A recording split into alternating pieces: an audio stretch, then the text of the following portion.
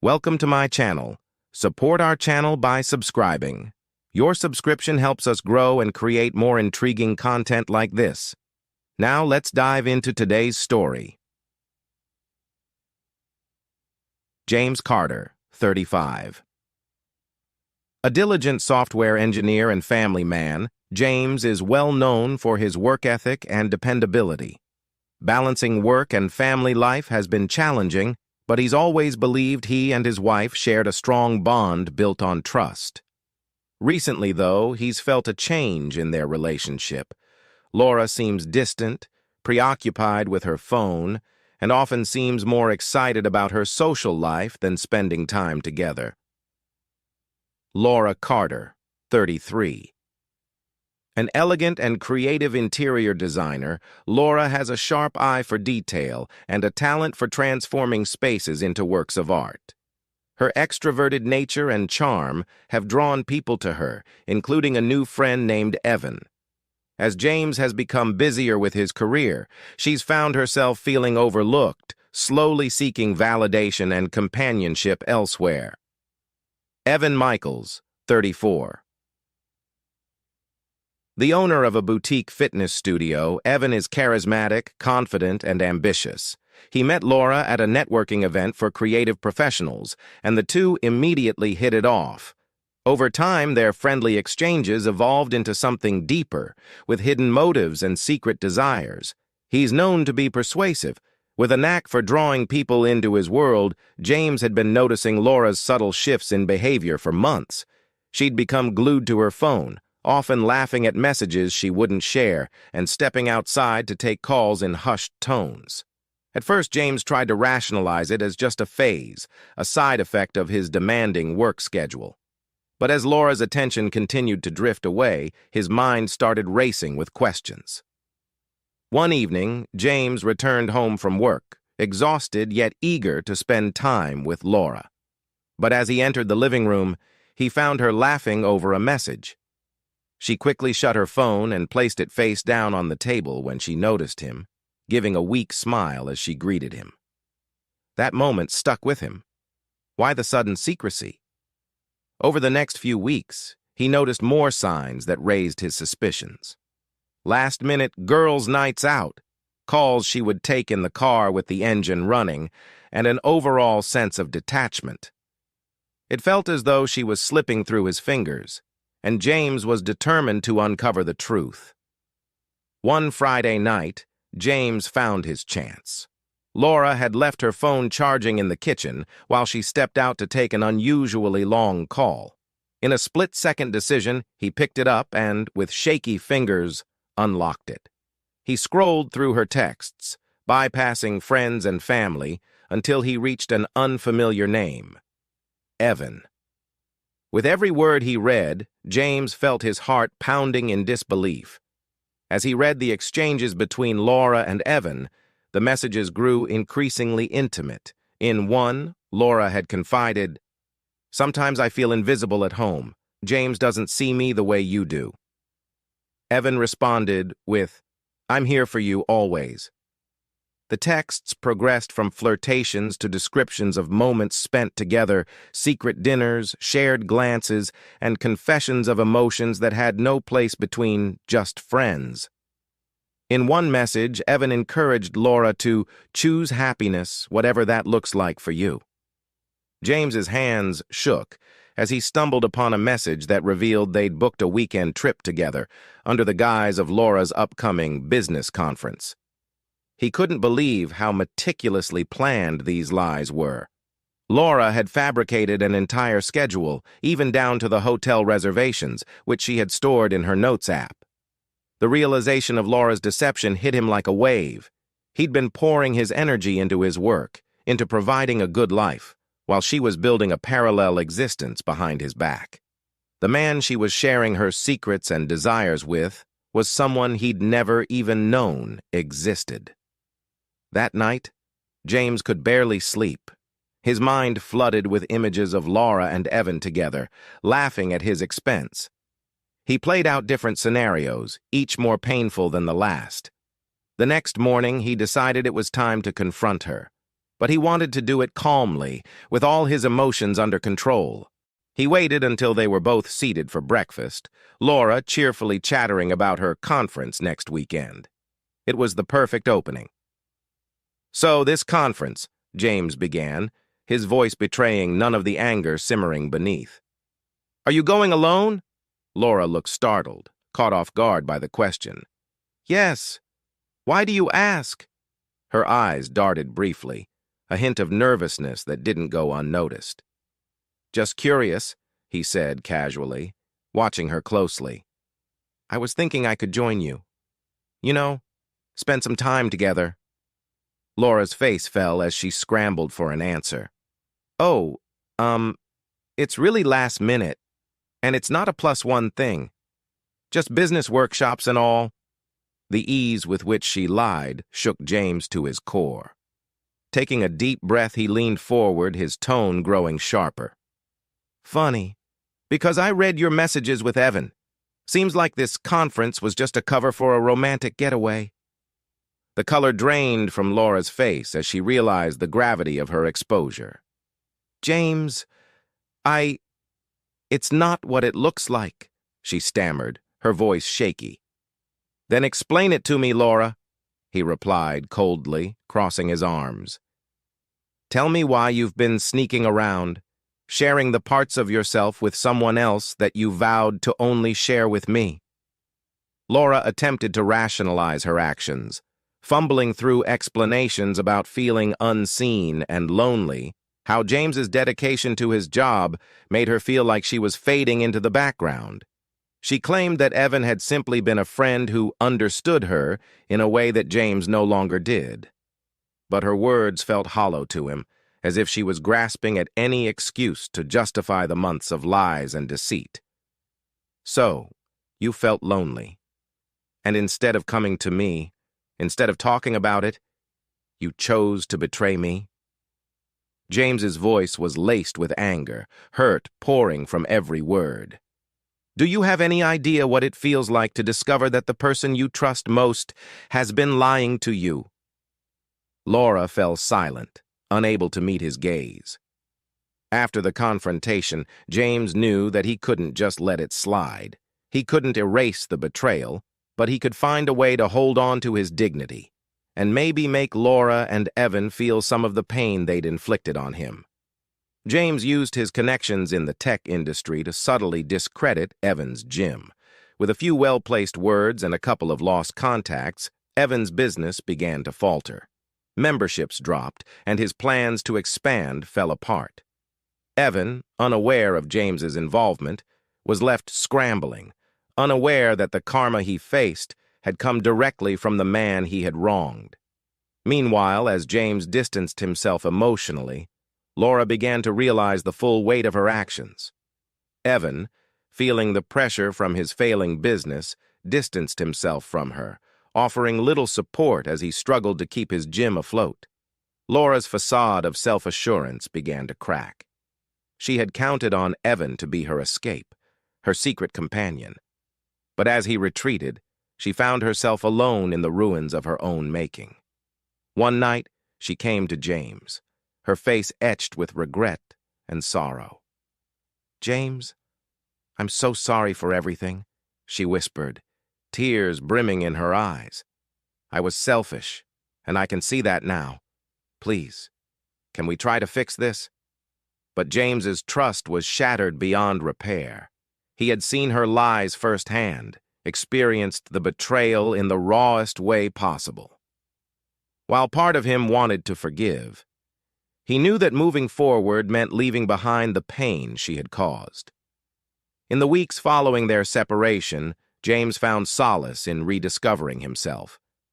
He reconnected with old friends, joined a local running club, and started focusing on his own well-being for the first time in years.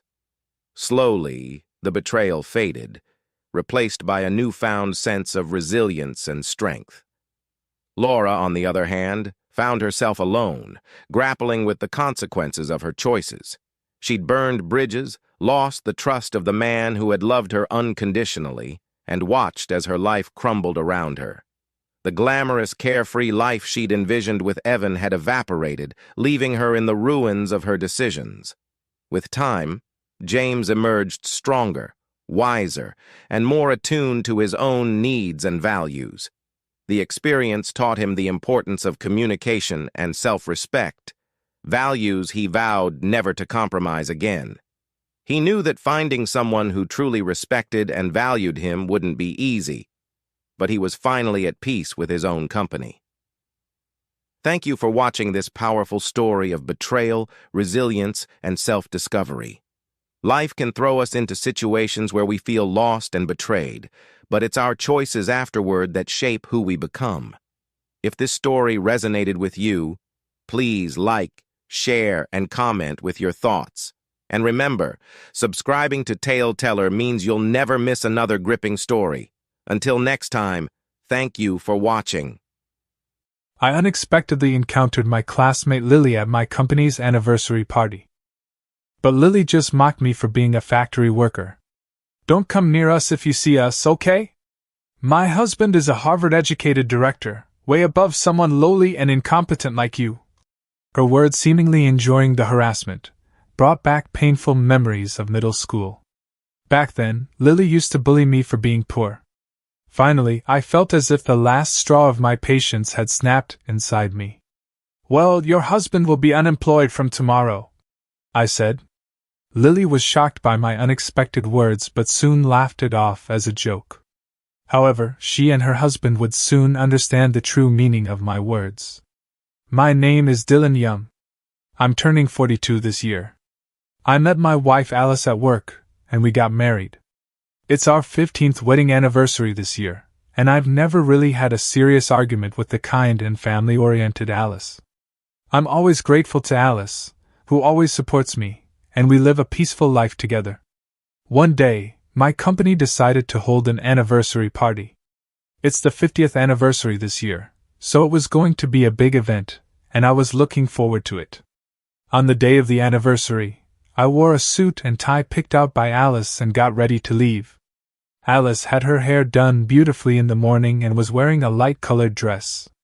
"How do I look, Dylan?" she asked. "You look incredibly beautiful," I replied.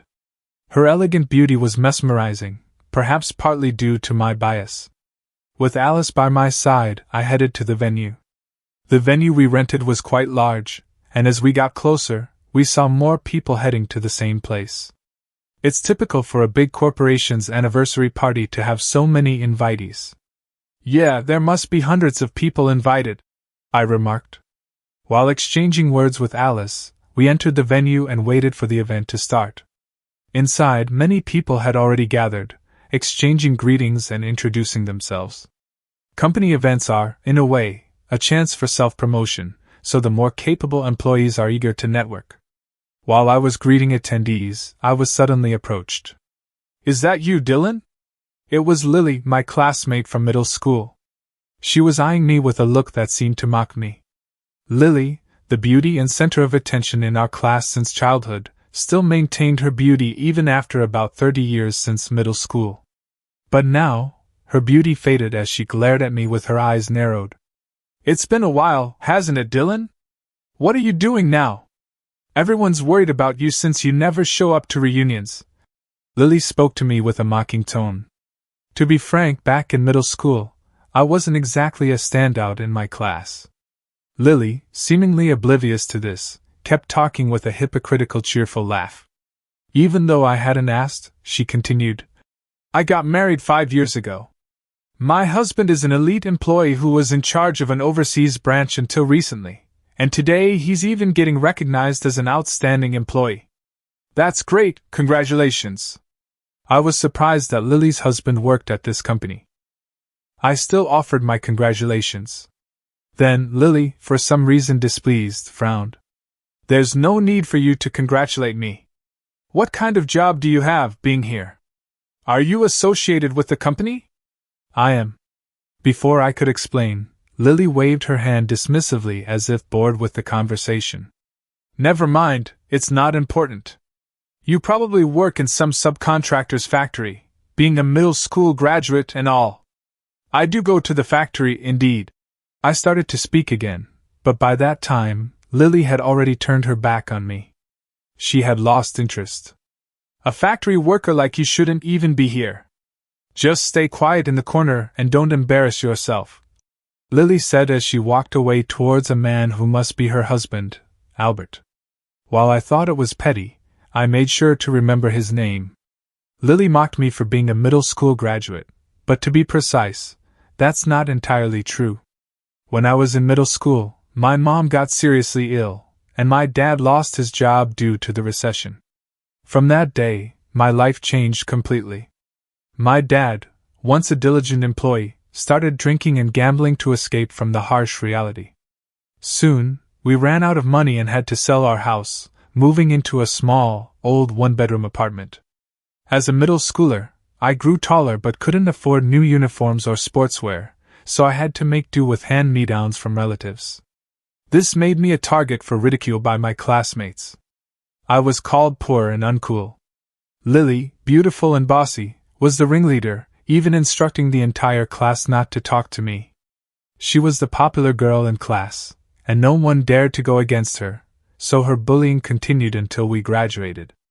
On graduation day, Lily called me over and asked with a sneer, "Which high school are you going to? It would be good if you could get a hand-me-down uniform." I was so annoyed by her persistent teasing that I retorted, "I won't need a uniform for the high school I'm going to. Not going to high school, just working after middle school." "Yeah, that's right, I'm going to work after graduating middle school." Hearing my response, Lily burst into laughter. "Can't believe you don't even have the money to go to high school. Well, do your best to earn your place," she said. As a middle school graduate, I left without replying to her.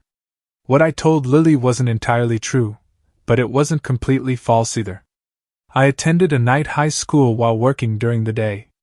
My dad was still drowning in alcohol, and my mom, who was doing piecework, kept going in and out of the hospital, so I had no one to rely on. After graduating middle school, I desperately looked for a job, but there were hardly any companies willing to hire a middle school graduate. The only place that hired me was the machine manufacturing factory where I work. Now, I've always loved tinkering with machines, so I threw myself into this job. I worked during the day and attended high school at night. Balancing work and study was tough, but I managed, thanks to the encouragement from my older colleagues. They taught me the ropes at work and even treated me to lunch sometimes, treating me like their own son. Years went by as I worked, supported by everyone. After finally graduating high school, I planned to continue working at the factory as an employee, but my senior colleagues advised me otherwise. "Now that you've graduated high school, try to study as much as you can," they suggested. They told me about scholarship programs and direct company support for employees. I was surprised and grateful for their concern, so I went to college. I chose a university department related to my company's business and gained strength by acquiring various certifications and researching specialized fields. After graduating from college, I returned to the company, and a few years later, at 25, I encountered a turning point at work. I met Alice, who would become my wife. Alice was kind to everyone and had a lovely smile, and I gradually developed a fondness for her. But it turned out that she was also interested in me. She asked me out on a date, and that's how our relationship began. A few years later, we happily got married and built a warm family together. Throughout such a life full of ups and downs, I had completely forgotten about being harassed in middle school. So when Lily approached me at the venue today, I was genuinely surprised. Seeing my distressed look, Alice looked at me worriedly. After I briefly explained the situation, she tightly grasped my hand. "No matter what anyone says, I know you're a wonderful person, Dylan. Let's stay confident and enjoy the company's anniversary party." "Yeah, you're right." Encouraged by her supportive words, I squeezed her hand back. Thus, we decided to wait for the party to start. After exchanging greetings with everyone, the hustle and bustle finally settled down. Thinking of resting until the start time, I moved towards the wall with Alice. "Oh, you're still here?" There were Lily and her husband, whom I had just parted ways with. I was a bit surprised to bump into them so unexpectedly, but I sincerely congratulated her husband, Albert. Albert, I heard you're an outstanding employee getting an award today. Congratulations. But instead of responding, Albert just looked me over as if appraising me. Is this the factory worker classmate you were talking about, Lily? He has the audacity to attend the company's anniversary party despite being a mere worker. Lily returned the words with a bitter expression. Then Albert, ignoring my presence, curiously asked Lily, "But for a factory worker, he's wearing a nice suit. I'm an elite, so I'm quite particular about suits. Even if he tries hard to wear a good suit, it's ruined because he's a lowly worker. It's truly embarrassing to have someone like him as a classmate." Frowning, Lily spat out her words, and Albert inquired further, embarrassing me. "Just imagine, he's been a factory worker since dropping out of middle school. That's 30 years of being a mere worker." "Well, wow, really, that's unbelievable." Lily pointed and laughed at me, and Albert leaned back, distancing himself as if amused. They both looked down on me with obvious disdain, and then glanced at the person next to me. There stood Annie, watching the two of them intently. "So, this bottom-of-the-barrel worker, even though he's a dropout, managed to get married. What does your wife do?" Lily asked me, and I answered honestly. "She works in the same field as me. We met at work." At that moment, Lily and Albert looked at each other and burst out laughing. A couple both sweating it out in the field, doing menial work. Perfect match for an incompetent dropout like you. They started mocking, not just me, but also my wife. I couldn't understand how they could say such awful things to my wife, a stranger to them. As I stood there stunned, Lily blurted out, "But if I were you, I'd be too miserable to even mention working in a factory. Yeah, for an elite like me, it's unimaginable to live such a lowly life. Please stop talking like that," I retorted angrily to their cruel insults. But Lily looked at me as if I were something dirty and turned her back, and Albert shooed me away as if swatting a fly. "If we keep talking to you, people might think I'm a local class worker like you. Could you go somewhere else? I'm talking to someone important," Lily sneered. I was boiling with anger at such rude behavior, but as a grown-up, I couldn't just let my emotions take over and start yelling. So, I tried hard to hold it in. However, Lily seemed to mock my feelings and hurled more disdainful words. "From now on, if you see us, don't come close, okay? My husband is a Harvard-educated director, way different from a lowly, incompetent person like you." Her words enjoying the harassment brought back painful middle school memories. Back then and even now, Lily acted arrogantly, thinking she wouldn't be retaliated against. I felt like I heard the sound of my patience snapping inside. "Well, your husband will be unemployed from tomorrow." Lily was taken aback by my unexpected words, staring with wide eyes as I stared back expressionlessly. She laughed it off, pretending, "My husband unemployed? What are you talking about? Have you lost your mind? Why would a mere factory worker like you have any power over my husband?" "That's because I'm the president of the company," I declared. For a moment, Lily was dumbfounded, then suddenly burst into loud laughter. "You, the president? Don't be silly. Are you just saying that because my husband is a Harvard-educated director and you want to one-up him? It's not a lie. Yeah, keep your fantasies to yourself, just like in middle school," I continued seriously, but Lily clearly didn't believe a word. Then Albert looked back and forth between me and Annie standing by my side, and shrugged in disbelief. "Married to a husband who spouts such fantasies, she must be quite a wife. Aren't you embarrassed to stand beside such a man?" After spitting out those words, Albert and Lily hardly left together. As I watched their backs, I trembled with anger. The person who had harassed me so much in middle school was still treating me this way even now as an adult. And it wasn't just me they were mocking, Alice and my workplace, too. As I was about to step forward in anger to call them back, a gentle hand was placed on my shoulder. "Annie, I heard everything, but it's not good to reprimand them here," she said. But I couldn't just back down, especially after they laughed at Annie. But as I looked at her, I was taken aback by her unexpected expression. She wore a mischievous smile. I have a good idea. Hearing Annie's plan, I nodded deeply, feeling a sense of relief.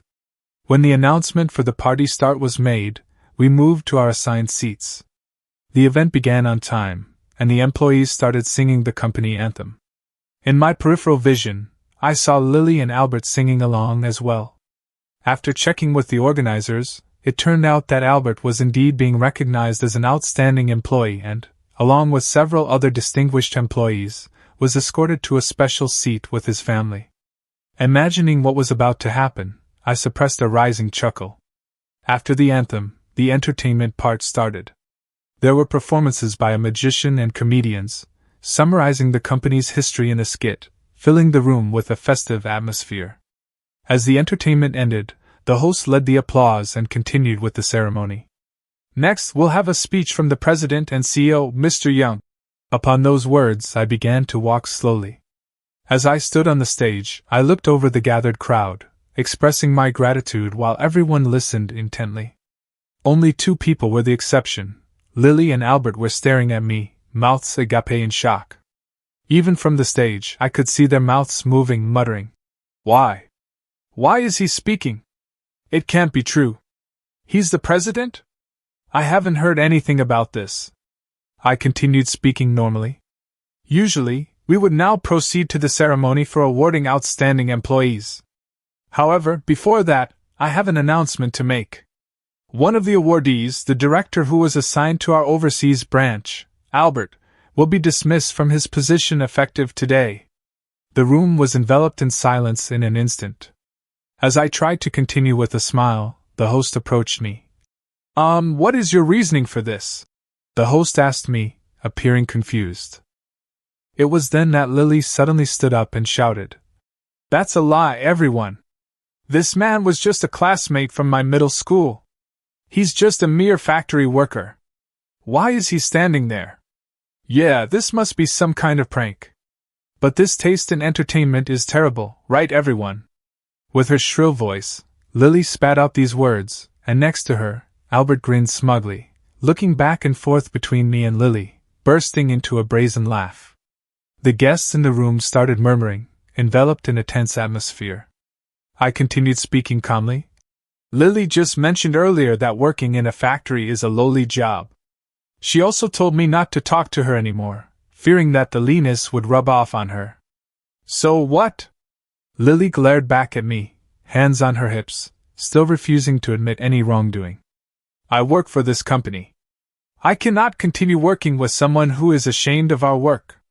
But my husband is an elite director, completely different from you in the charade." Now, at that moment, the executive director, Roman, rushed to the awardee seat, his face flushed with anger, and started yelling at Albert. "Hey, apologize to Mr. Young right now!"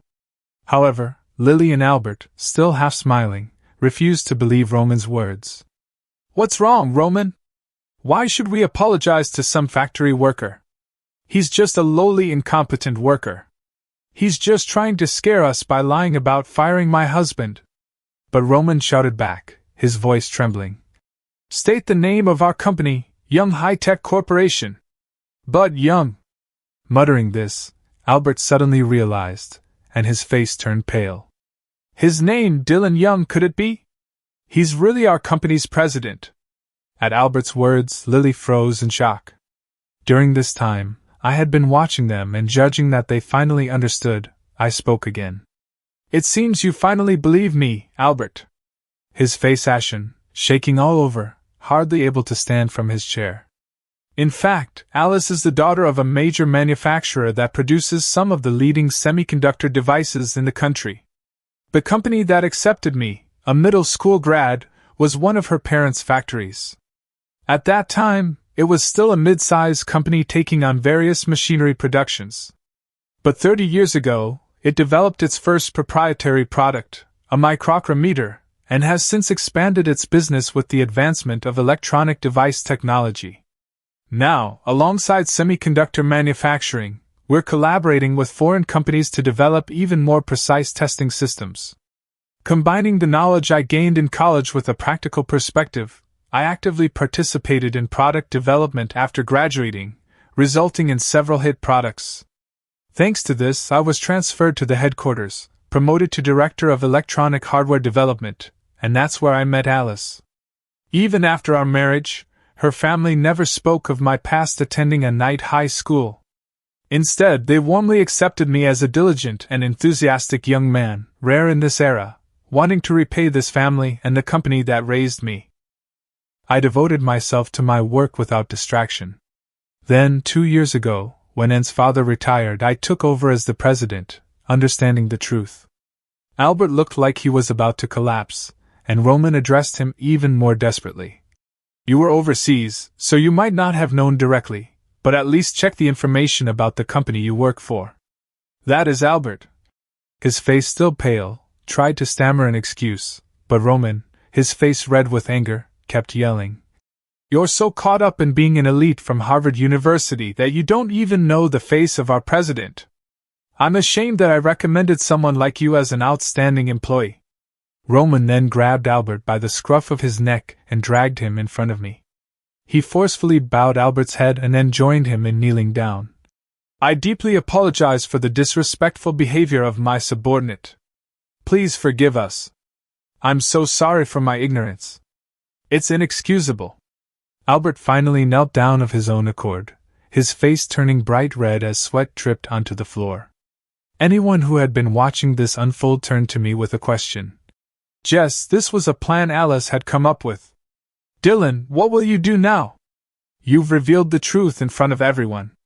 To avoid being accused of unilaterally firing an employee, yeah, well, he's fired. Someone who insults a person they've just met like that definitely doesn't fit in with our company. As I said this, Albert fell silent, his forehead dripping with sweat. Roman quickly spoke up. I apologize for my wrong judgment causing such inconvenience. I'll refrain from suing for defamation. Since he has apologized, let's fire him and put an end to this commotion. Hearing my words, Roman seemed to breathe a sigh of relief, thinking the situation was resolved. But the next voice came from Lily, who had been dumbfoundedly watching everything, her face flushed with anger. She lashed out at me. I don't care if you're the president or whatever. Why do you get to act so high and mighty? Furious and almost panting, Lily was met with my calm response. Before you criticize others, maybe you should worry about your own life. With your husband fired, you'll lose your income and won't be able to live luxuriously anymore. Lily, upon hearing my words, finally seemed to grasp her situation, standing frozen, her lips quivering. Alice, glancing at her, whispered to me. Dylan, let's have those people leave now. Yeah, you're right. It's a special anniversary party after all. We need to make sure everyone who came enjoys it. I instructed the staff to escort Albert, who was still kneeling, and Lily, pale-faced and rigid, out of the venue. After they left, we refreshed the atmosphere of the venue and successfully concluded the party. Albert later repeatedly tried to apologize, but I dismissed them. Having an employee who looks down on others just because of Lily's words could eventually lead to issues at work. Albert, who had been fired, suffered greatly since he had already purchased a luxurious home and car on loan, relying on his salary. Certainly. Here's the rewritten version with added punctuation. Lily, who always loved a lavish lifestyle and apparently never saved much, found their finances in dire straits. Within months, unable to pay the enormous loans, the couple eventually had to sell their house and car and move to a shabby apartment. Albert struggled to find a new job, losing both money and status, leading to endless quarrels in their now impoverished household. Eventually, they divorced and now live separately. Albert, desperate for a job, finally found work as a factory worker. He spends his days standing in front of a conveyor belt, endlessly assembling machines as part of a repetitive process. Meanwhile, Lily became a topic of discussion among her local classmates for her actions towards me. Abandoned even by her family, she now lives alone, struggling to afford meals. Her once prized beauty faded away. She's barely making ends meet by working night jobs. As for Alice and me, we continue to live happily. Our focus on developing excellent employees led to stable and growing company performance. Just as the company helped me, I now aim to fulfill the hopes of the younger generation. We've enhanced our educational programs and training systems for our employees, which has already led to the creation of an innovative new product. This product is expected to be a significant step forward for our company. But it's not just a new product that was born. Alice and I also welcomed a beautiful daughter. Our family is overjoyed and adores her. I'm so glad I met you. I'm truly happy. Me too. When I graduated from middle school, I thought my life was over. But by never giving up on my potential and tirelessly searching for a path, I've been helped by many and now lead such a happy life. I want to continue delivering products that make the world a better place as a way to give back. With this resolve in my heart, I smiled at my precious family. Welcome to Lost Relation Chronicles. The smell of cigarette smoke sealed the deal for me. I quit smoking at the age of 11, after polishing off a 10-pack of my mom's cigarettes and feeling absolutely miserable. My brother mocked me, saying I wasn't even doing it right. Later that day, I had a talk with my favorite uncle, a sailor and a smoker himself. "You'll never have any money if you smoke." "I wish I'd never started," he said. I admired my uncle, and that brief conversation made me question why I'd wanted to smoke in the first place. The answer was simple. I wanted to be like the older kids, like my brother. I craved acceptance, but it didn't take long to realize they wouldn't be impressed. They thought I was too young. On top of that, I came to see that I didn't even like the people I was trying so hard to impress. And that was that. No cigarettes for me. I wavered a little when I started chasing girls, wanting to impress them with how tough and macho I was. Hanging around on street corners with a cigarette dangling from my lips seemed so effortlessly cool. I was close to giving in until the moment the coolest girl in school, Nancy Williams, let me kiss her. Nancy was a smoker and undeniably cool. She hung out with kids my brother's age, and here she was, kissing me. I felt like I'd hit the jackpot, until I got the taste. Yuck. If that's what smokers taste like, count me out, I thought. I gave Nancy a pass after that, much to her offense, and stuck to my uncool, non-smoking self. I'd always been considered a bit of a cold fish anyway. Even back in the days of playground bullying, I made a point of hiding my feelings. Hit him hard and hit him where it hurts. My uncle had once advised me. But above all, never let them see they've hurt you. That's what they're after. If you don't give it to them, they'll move on to someone else. It worked against the bullies, but it left a side effect that was a little less desirable. It left me with the inability to show emotion. The years went by, and I found myself a nice little non-smoking girl. Gloria was her name, and we hit it off straight away. Within 18 months, I'd asked her to marry me, and she accepted. That was 23 years ago. A lot of water has gone under the bridge. We have 2 grown-up children, Elliot, who has just graduated from university, and Mia, who is coming to the end of her first year. With Gloria, I could be the real me. I could let my defenses down a little. When my brother died of lung cancer, he was only 42, and it hit me harder than I expected. For weeks after he died, I would be alone and suddenly find myself in floods of tears. Gloria was always the one who found me and held me until I stopped crying. Not a day went by without me telling her I loved her. Her friends would ask her what it was like to be married to a man as unfeeling as me. Her response was always the same. "You don't know him. You see a cold, logical man. I see a warm-hearted man who'd do anything for his family. He gets angry, like any man. He just doesn't shout and scream like some. Victor goes quiet and seems even more calm. If you didn't know him, you'd never know he was angry. We've become empty nesters, and I've been loving it." Gloria's libido seemed to pick up, and we've been getting more adventurous. Even after all this time, my heart does somersaults when I look at her. I've always been proud to be seen with her, but as she started to take more trouble with her appearance, I was doubly thrilled. That's why I didn't notice straight away. I thought it was me getting more excited and wanting her even more. The smell in our bedroom that Thursday evening made me reflect on things, and I realized it wasn't me trying more often. Gloria had been pushing me away more often. Now Gloria's never had much of a sense of smell, whereas mine was always keen. She didn't notice things, but I caught everything. Some smells I loved, like the smell of Gloria as I slipped into bed beside her. Other smells I hated. The smell I hated most of all was cigarette smoke. I hated the way it got into your clothes and hair and just lingered. I'd only have to spend an evening in the company of a smoker, and I'd smell it on my clothes for days. So, smelling it here in my own bedroom rang all sorts of alarm bells. I asked Gloria about it, but she couldn't smell anything. She told me I was imagining things. I might have believed her had I not smelt it again on the following Tuesday. I called Gloria into the bedroom and asked her about it, and again she denied there was any smell. On Thursday, the room smelt of air freshener. That made me really suspicious. I went over to the window and sniffed the curtains. There it was again. Cigarette smoke? This was serious.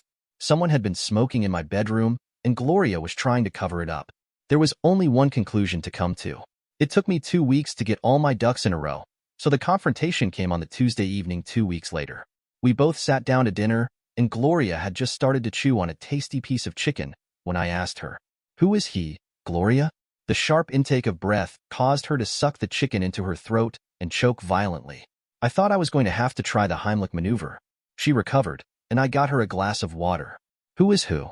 she asked, trying to bluff it out. "The man you've been allowing to smoke in our bedroom." "Who is he?" "I don't have a clue what you were talking about. What are you accusing me of?" "It's quite simple, Gloria. I'm accusing you of inviting a man into our bedroom and allowing him to smoke. I know it's true. I can smell it. You're mad.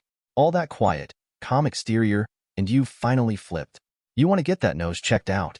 There is no smoking, man." I stopped eating and got up. Looking down at her, I pointed to my plate. "That really is fantastic chicken, by the way." I walked down the hall to our bedroom, picked up a little round object, and returned to the table. I went over to the corner of the living room that I used as an office and came back with my laptop. I sat down and started eating again. "This really is excellent, Gloria. You should try a bit more. A fly couldn't live on what you've eaten. I've lost my appetite. Now what have you brought this stuff out for?" After another mouthful of chicken, I wiped at my mouth with a tissue. I picked up the circular object. "This, my dear, is a Wi-Fi webcam. You see the little antenna on the back here? I left it in our bedroom today." I moved over to my laptop. "Now you know this is my laptop, and I guess you know it has Wi-Fi capability. It can connect to the webcam without wires. Today it's been running a program that records the output from the camera whenever there is any movement. I wonder what it recorded this afternoon. Maybe a man smoking in our bedroom. Perhaps he was even sitting on our bed. Maybe with my darling wife lying beside him. Shall we take a look?" Gloria reached out and closed the laptop. "No, I don't want to look at it. I don't want to. It's all true. There, I've said it. Does that make you feel happy?" "Happy? You think I should be happy to know my wife has been entertaining another man in my bedroom and lying there while he smoked in our bed? No, I'm not happy. Now I'll ask you again. Who is he?" I can't tell you. You'll want to hurt him, and if you do that, they'll lock you up. I couldn't stand that. I love you, Gloria. I promise you I won't touch him. Now who is he? You promise? You really promise you won't hurt him? Gloria, I gave you my promise. I won't touch him. Now, have I ever broken a promise to you?" She stopped and thought for a moment. "No, you haven't." "Okay, so now that's out of the way. I repeat, who is he?" Her head went down, and she was looking at her feet. "His name is Colin Jones. He's a student at the college." "I see. And you, as the head of student services, were just doing your job, servicing the students. That was uncalled for. And beneath you, Victor. Okay, so now it's all out in the open. What do you want to do? You want a divorce so you can marry him? And oh, I don't love him. I love you. Don't leave me, Victor. Please? Please don't leave me." "What then? Are you going to give him up?" "I'm not sure I can. I'd like to say I would, but I won't make promises I can't keep. Can't we just let it run its course? I know it's just an infatuation, and I know he'll tire of me. He's only 20, for God's sake. He'll want young girls soon enough, and it will be all over. And if I say no, then I'll try to give him up, Victor. I really will try. But the pull of this thing is so strong. I feel so alive when he's with me. I'm not sure I can make it, Victor. And I don't make you feel alive? It's different with you. I feel loved when I'm with you. I feel so proud to be with you, but it's just not the same. Please, Victor, please say you'll try. I really don't want to lose you. Can you try, Victor, please?" "I don't know. I'll think about it and let you know tomorrow." I got up and started clearing the dishes away. "You mean it, Victor? You really mean it? You'll think about it?" "I just said so, didn't I? Now I'd better get started moving my stuff into the spare room." "No, Victor. I don't want that. Really, I don't. Please don't move out." "I have to, Gloria. I know what young men are like. He'll be spreading wild oats all over the place, and I certainly don't want to pick up anything. I'll let you know tomorrow." I left Gloria sitting at the table crying while I spent the rest of the evening moving all my belongings out of the master bedroom. The following evening, Gloria cooked a beef stroganoff, my favorite, especially the way Gloria cooked it. Once again, she barely touched hers, just pushed it around the plate. When I'd finished eating, she sat there looking at me until curiosity got the better of her. Well, have you made your mind up? Yes, Gloria, I have. Well, don't keep me in suspense. What's it going to be? It ends. It ends right here, right now. From this moment, you'll have nothing more to do with him. If he comes into your office, you'll send someone else to deal with him. Is that clear, Gloria? It ends now. And will you stay with me, Victor? Will it be like it was before? Maybe, I don't really know. This has never happened to me before, but yes, maybe, in time, I'll get over it. Thank you, Victor. I'll try. I really will. You'll do more than try, Gloria.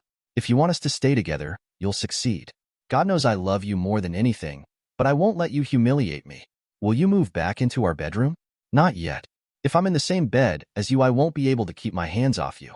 I think we both need to get checked out for STDs first. I'll make an appointment in the morning. I don't think there's anything to worry about. I sure he's clean. Nevertheless, we both get tested. Like I said, I know young men. I used to be one. If he's doing you, he's probably poking someone else as well. Victor, do you have to be so crude? Just telling it like it is, Gloria. Now once we're both declared clear, I'll consider moving back in with you. Over the following month things went well. Gloria seemed to be acting more like her old self. She did her best to tempt me back into the bedroom. She got changed when she got home. So by the time I got home, she would be wearing short skirts or very tight jeans with a very thin blouse, usually without a bra. In the evening, she would sit on the sofa next to me, hugging my arm. At the end of the evening, she would look at me and say, "Oh well, I'm going to bed. Care to join me?" I was really starting to weaken. I'd been determined to wait the full 3 months incubation period for STD, but after only a month I wasn't sure if I could keep it up. I loved her like there was no tomorrow. I desired her constantly. I'm not a religious man, but I prayed that she would stay away from him. Then my nose did it to me again. She was standing at the sink draining the vegetables. She wore jeans that she must have been poured into and a thin white t-shirt. In that moment I lost control. She put the saucepan down, brought her hands up to cover mine and her arms down tight against mine. "That feels like my hunky husband," she said. She leaned back into me. As she did so, my nose pushed into her hair. There it was, that smell. Cigarette smoke, same cheap brand if I was not mistaken. I stepped back. She stumbled a little as I pulled away from her. "What? What's wrong? I shouldn't be doing this." "What do you mean, you shouldn't be doing it? You're my husband, damn it. If you shouldn't do it, who the hell should?" "I'm sorry, I lost control for a minute." "Good. I've been trying to get you to lose control for the last month. I want you to lose control. I want my husband back." "Do you really want me back? Is that what you really want?" She looked into my eyes, searching for something to tell her what was going on. "Yes, it's what I want. I've been telling you for the last month it's what I want." "Are you sure? I mean, are you sure it's me you want, not your young lover?" "No, of course not." Gloria met me at the door, grabbing my arm and putting her head on my shoulder. "Have you done your thinking?" I nodded. "I wish sometimes you'd let me know what's going on in that head of yours." "No, Gloria, I really don't think you'd want to know." I ate alone as Gloria hung around watching. After dinner I went to bed, leaving Gloria watching TV. The following day found me sitting outside a solicitor's office waiting for them to return from lunch. The solicitor's office was just across the road from our local college. I was sitting there in my van, watching the students come and go, when I noticed a group of 6 students walking in my direction.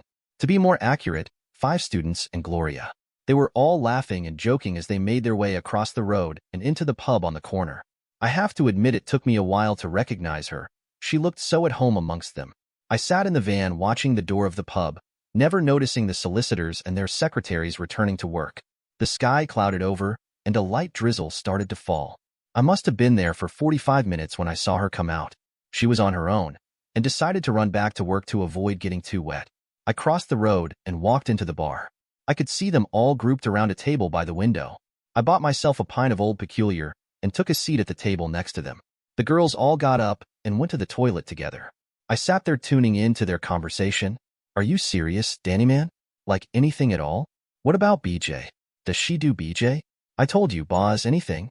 I'm going to have to start watching adult video just to get some new ideas." "So what are you going to do with her, then? I mean, she's a bit old, isn't she?" "Maybe she is, but she can more than keep up with me.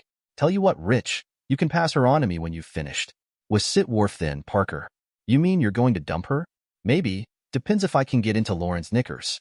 I'll give you 20 quid for her." 20 quid wouldn't even buy you a night, Parker boy." "Hey, now there's an idea. I could rent her out." They all laughed as the girls came back. What's so funny? Asked one of the girls. Richie's thinking about renting his woman out, said the one known as Parker.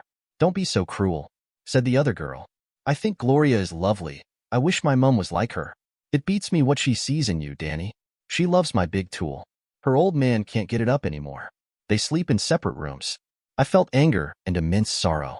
How could the arsehole she'd risked so much for disrespect her in such a way? I wanted to force his teeth down his throat. I wanted to castrate him with a beer glass. My promise to Gloria kept coming back to me. I won't touch him, I'd said. How could I be so stupid? All through the conversation, Danny had been watching the rain outside. Now I noticed him reaching into his pocket and fetching out his cigarettes. As he got his lighter out, Parker spoke to him. You can't light up in here, mate. It's against the law. Well, I'm not going outside. It's pissing down out there.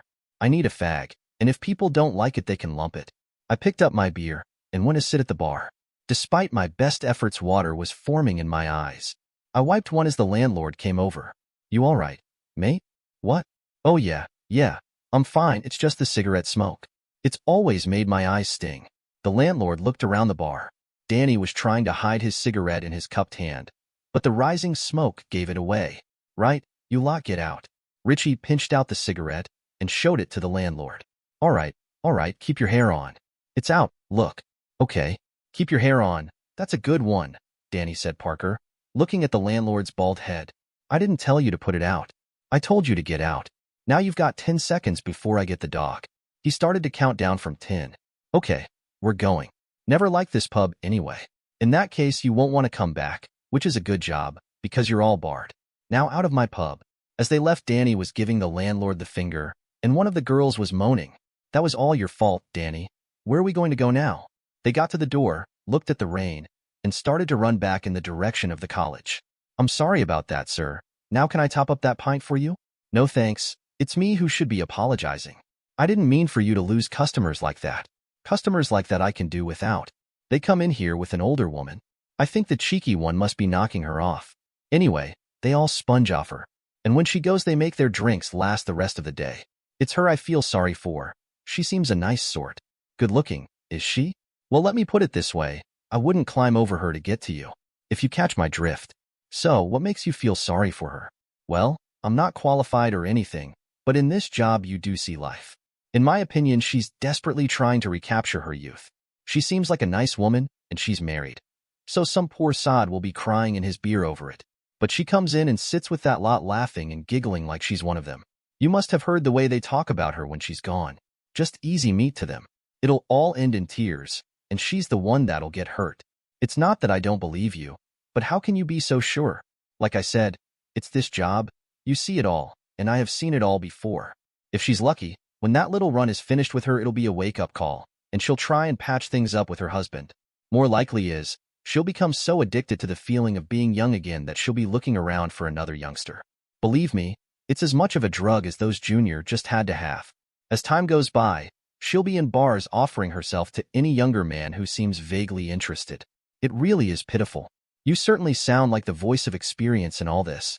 He leaned forward so that his mouth was close to my ear. Why do you think you don't see a wife in this place? As he pulled back, I could see the sadness in his eyes. He looked like a decent bloke, and he was obviously hurting just talking about it. He looked down at my glass. Now, sir, are you having another one of those? No thanks, my lunch break's over. I'd better get back to work. Thanks for the chat. The landlord had certainly given me something to think about. Could I live with the situation? Was Gloria hooked? She was already lying to me, so maybe she was. That night Gloria sat on my lap. She wriggled around on top of me. Little Victor was feeling the restraint of my pants. She took my hands from my sides and put them between her legs. I pulled my hands back to her hips. So how is little a-hole these days? There was a moment's hesitation before she responded. I'm sure I don't know, Victor. I haven't spoken to him for, it must be 4 weeks now. She was good. If I hadn't seen it myself, I might have believed her. So you've only got another 8 weeks to go. Then maybe we can get back to normal. Do we really have to wait, Victor? I'm sure we'll be okay. If you're really worried, you could always. Don't even suggest it, Gloria. I interrupted her. I'm not taking precautions just because he didn't. I pushed her off my lap and got up. I went to my room and lay on the bed thinking. I realized she was never going to be straight with me. She needed me. She needed my stability the way a rebellious child needs stable parents. I knew then and there that I couldn't be that stability. I couldn't watch her decline the way my friend in the pub described. I had to make the break. I spent the next 2 weeks preparing for my move. I started divorce proceedings, found myself somewhere to live, booked a day off, and arranged to borrow the company van. I'd come to realize that Gloria was using what used to be our room for her clandestine meetings. I decided to make my departure on a Thursday, after a little confrontation with the lovers. I collected the van and parked it in the garage. The morning flashed by, and I only just got my packing and preparations done in time. The coffee pot was on the gas stove waiting for them. Just after 2 p.m. Gloria's car pulled into the drive. I watched them walk up to the front door. 20, she said he was. He looked more like 16. I opened the front door. Gloria's mouth dropped open. I looked towards little Colin. From the way he walked up to the door I could tell he was shitting himself. Gloria almost had to drag him through the door. What are you doing here, Victor? I could ask you the same thing. I thought it was all over. At least she had the good grace to blush at that. I'm sorry, Victor. I really tried, but I just couldn't keep it up. In the end I had to speak to him, and well, you can guess the rest. I'm sorry, Victor. I really am, but we can get past this. I know we can. Go back to work. We can talk about this tonight. I want to talk to him. Your lover, that is. Victor, do you really think that's wise? I mean, it will only embarrass you. Gloria, if a man's going to come into my house, smoke in my bedroom, with my wife, the least he can do is sit down and talk with me. Does that mean what I think, Victor? Are you really okay with it? Nobody said anything about being okay with it.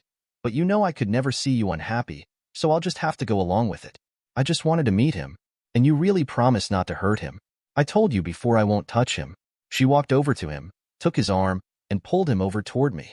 Victor, this is Colin. Colin, this is Victor. Well, hi. Ahole, come over and sit down. Have a cup of coffee. My name's Colin, sir. I'm pleased to meet you. He held his hand out for me to shake it. Well, I'm sorry, Ahole. I can't shake your hand. I promised Gloria that I wouldn't touch you, and I always keep my promises. I saw him fumbling in his pocket. He pulled out a packet of fags, got one out, and put it in his mouth. He pulled out a lighter, and was about to light up. Don't be a hole, Colin. Those things will kill you, and if you light up in front of me, I might have to do their job for them. Now it's common courtesy to ask before you smoke in a man's house, and I don't want to end up smelling like an ashtray. I'm sorry, sir. I thought it was all right. I mean, Gloria said you were okay with it. Then Gloria was wrong. What goes on in that bedroom between you two is up to her, but making me breathe your poisonous secondhand smoke is not part of the deal. Are we clear? Yes, sir, very clear. With trembling hands, he put the cigarette away. I gather you like a post-coital cigarette. Beats me why you smoke those things. Don't you know the risks?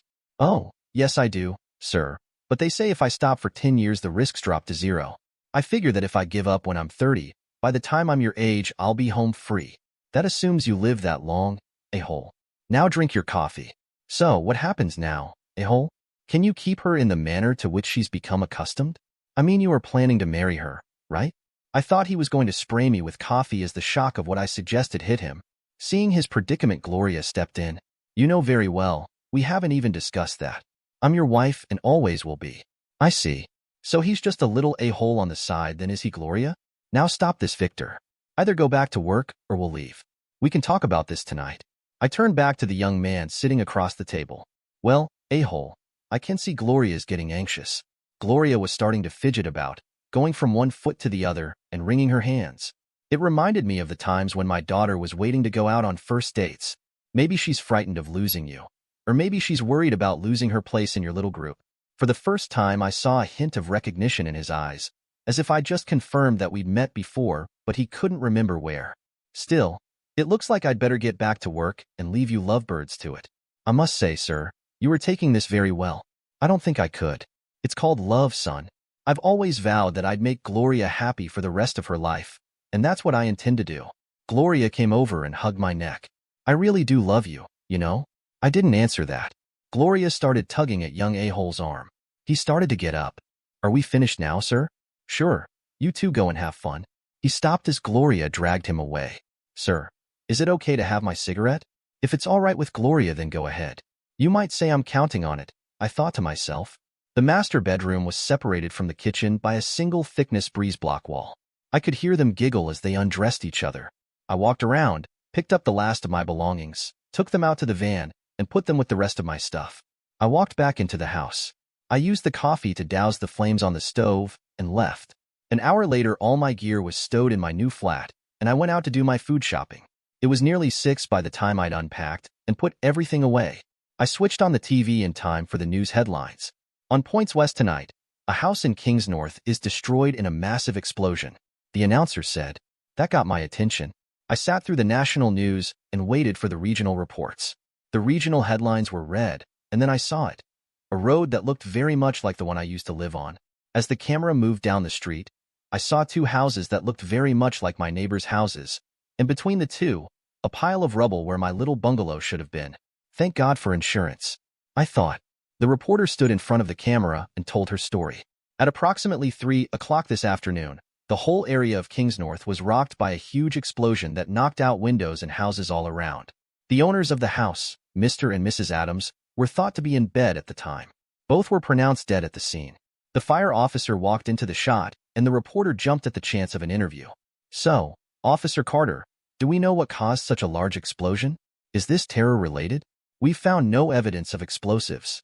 Everything points towards this being an explosive buildup of gas. I'm afraid people don't treat it with the respect it deserves. Leave a gas tap on for a while, and all it takes is an ignition source. Something as simple as switching the light on, or lighting a cigarette. I thought, can you tell me how the occupants died? We'll have to wait for the post-mortem for that, but it looks like it was related to the blast. The reporter finished her piece to camera, and I switched off the TV. I got out my laptop and switched it on. Gloria's face looked out at me, and for the first time in years, I dissolved into tears. I stroked her face on the screen. I'm sorry, Gloria. I couldn't let him do that to you. They say an addict has to hit rock bottom, but I couldn't bear to watch that happen. Forgive me, Gloria. I love you. I always will. Please forgive me. I stayed like that for over 2 hours, motionless. The computer screen had already gone dark, hibernating. I eventually stirred, powered it back up, opened the browser, and searched for the number of the TV station's newsroom. After navigating a gauntlet of junior staff, I finally reached someone who could make decisions. Hello, I said. I understand you've just run a news story from what remains of my house. Yes, the one on Exeter Road. My name is Victor Adams, and you've just informed the world that I'm dead. I'm calling to tell you that I am very much alive. I paused, letting the weight of my words settle. And for the record, I don't smoke. Dear listeners, please share your thoughts in the comments section below, and don't forget to like, share, and subscribe. On Friday morning, I was neck-deep in work. My project deadline loomed over me, and I was already mentally preparing to spend the weekend glued to my laptop, fine-tuning final edits. The office was buzzing with the usual chaos, calls ringing, keyboards clicking, and the faint hum of conversations in the background. Somewhere in the middle of my 3rd cup of coffee and a spreadsheet that refused to balance, I remembered that Sarah, my wife, had mentioned her upcoming team-building retreat. It wasn't the first time her company had organized such an event, and usually, they were mundane affairs, a mix of forced smiles, motivational speeches, and awkward team exercises. But Sarah was diligent about work commitments, and she had shown me the official invitation earlier that week, a formal letter on company stationery, complete with logos, schedules, and a crisp signature from her boss. On Wednesday night, over dinner, Sarah had expressed mild reluctance about the trip. Honestly, I'd rather stay home, she had said, her fork idly pushing around pieces of salad. But it's mandatory, and skipping it isn't really an option. I had nodded in understanding, barely looking up from my plate. Work obligations were work obligations, and Sarah had always been someone who took her responsibilities seriously. Thursday evening, she had spent some time texting in her work group chat. I was half listening while going through my emails. From what I could hear, the conversation was all logistics, who was driving, what time they were leaving, and what to pack. Nobody mentioned names specifically, just vague references to the team or everyone else. At the time, it didn't strike me as odd. On Friday evening, Sarah began packing. I was in the living room, half watching a documentary while reviewing some notes for my project. Out of the corner of my eye, I noticed her suitcase wasn't particularly full. 2 sets of clothes, her makeup bag, and a few miscellaneous items were all she had laid out. "Is that all you're taking?" I asked, glancing over the rim of my glasses. Yeah, she said without looking up. We'll be in a hotel, and most of the stuff will be provided. No need to overpack. Her tone was casual, and she seemed unbothered, so I dropped the subject. She mentioned she'd be traveling with a colleague named James, who would pick her up in the morning. He's always on time, she said lightly. No unnecessary chit-chat. I didn't ask further. James was just another name in her professional circle, not someone I felt the need to think about. Saturday morning came, and Sarah left on schedule. James, whoever he was, didn't come to the door or even text to say he had arrived. Sarah simply walked out with her suitcase, gave me a quick kiss on the cheek, and was gone. I went back to my desk and buried myself in work. The hours melted into each other as I stared at spreadsheets, graphs, and endless lines of data.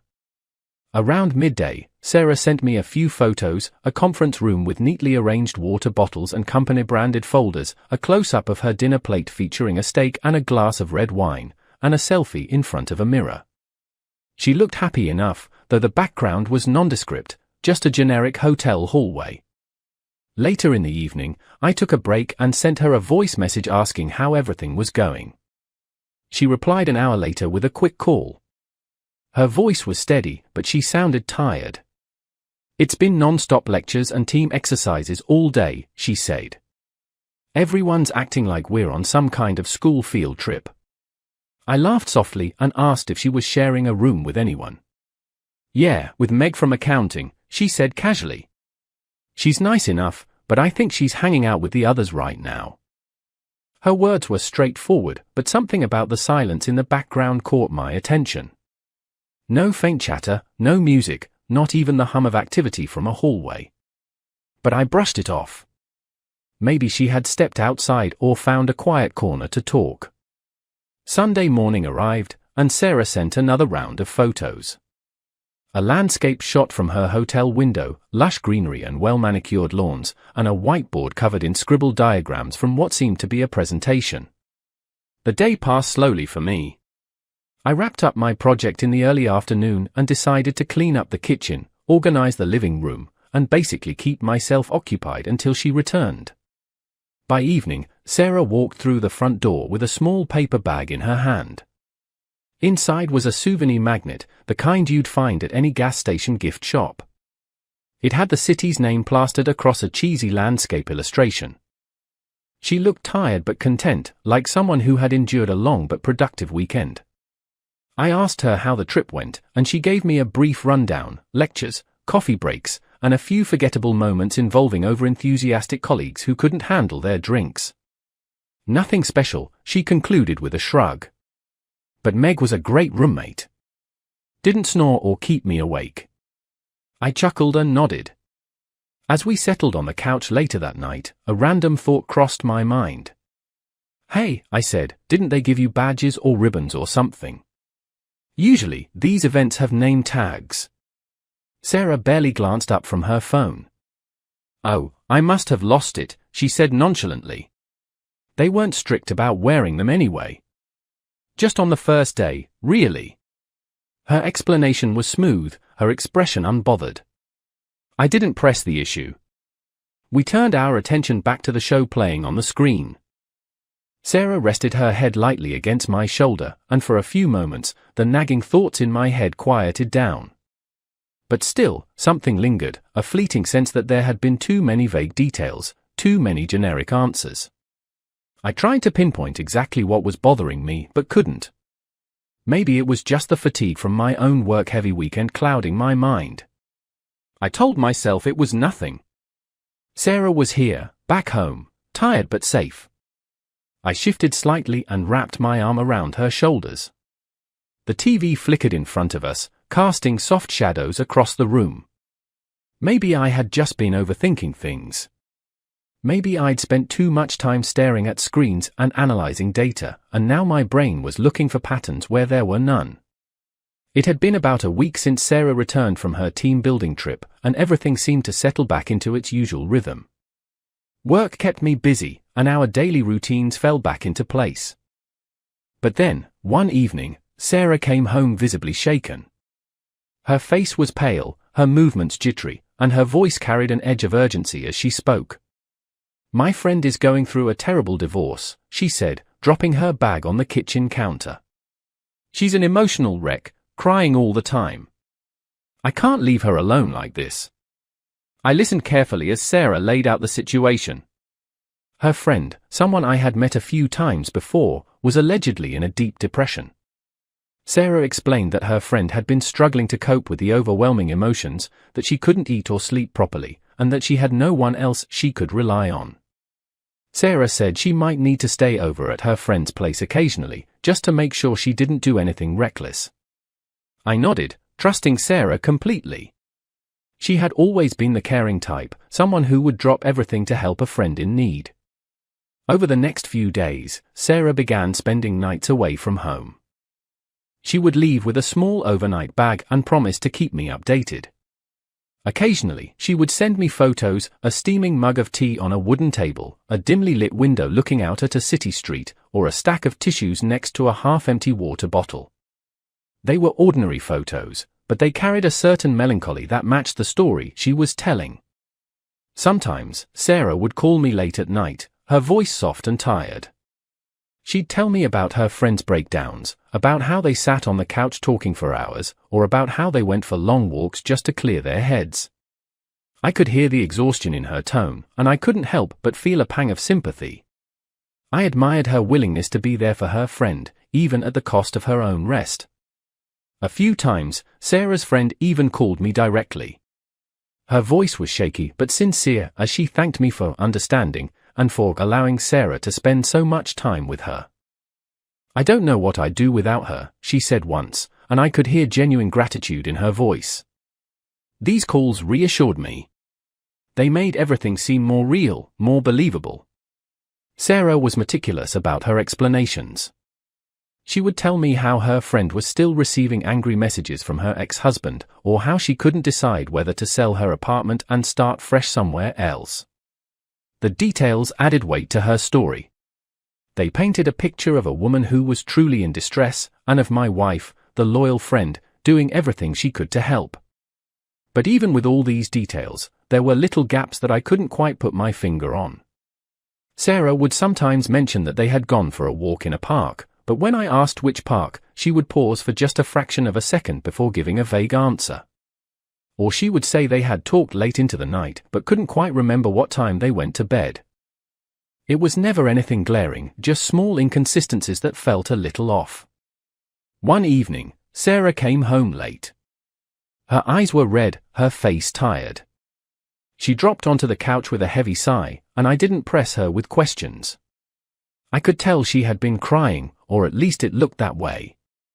Her makeup was slightly smudged, and her voice had that faint rasp people get after long conversations through tears. "She's just so lost," Sarah said softly, her head resting against the back of the couch. Another night, she told me she had been out getting medication for her friend. Apparently, her friend had a panic attack, and Sarah had to rush to a pharmacy late at night. She arrived home well past midnight, her phone battery nearly dead, and her shoulders sagging with exhaustion. "She's better now," Sarah said, sipping tea in the dim light of our kitchen. "At least for tonight."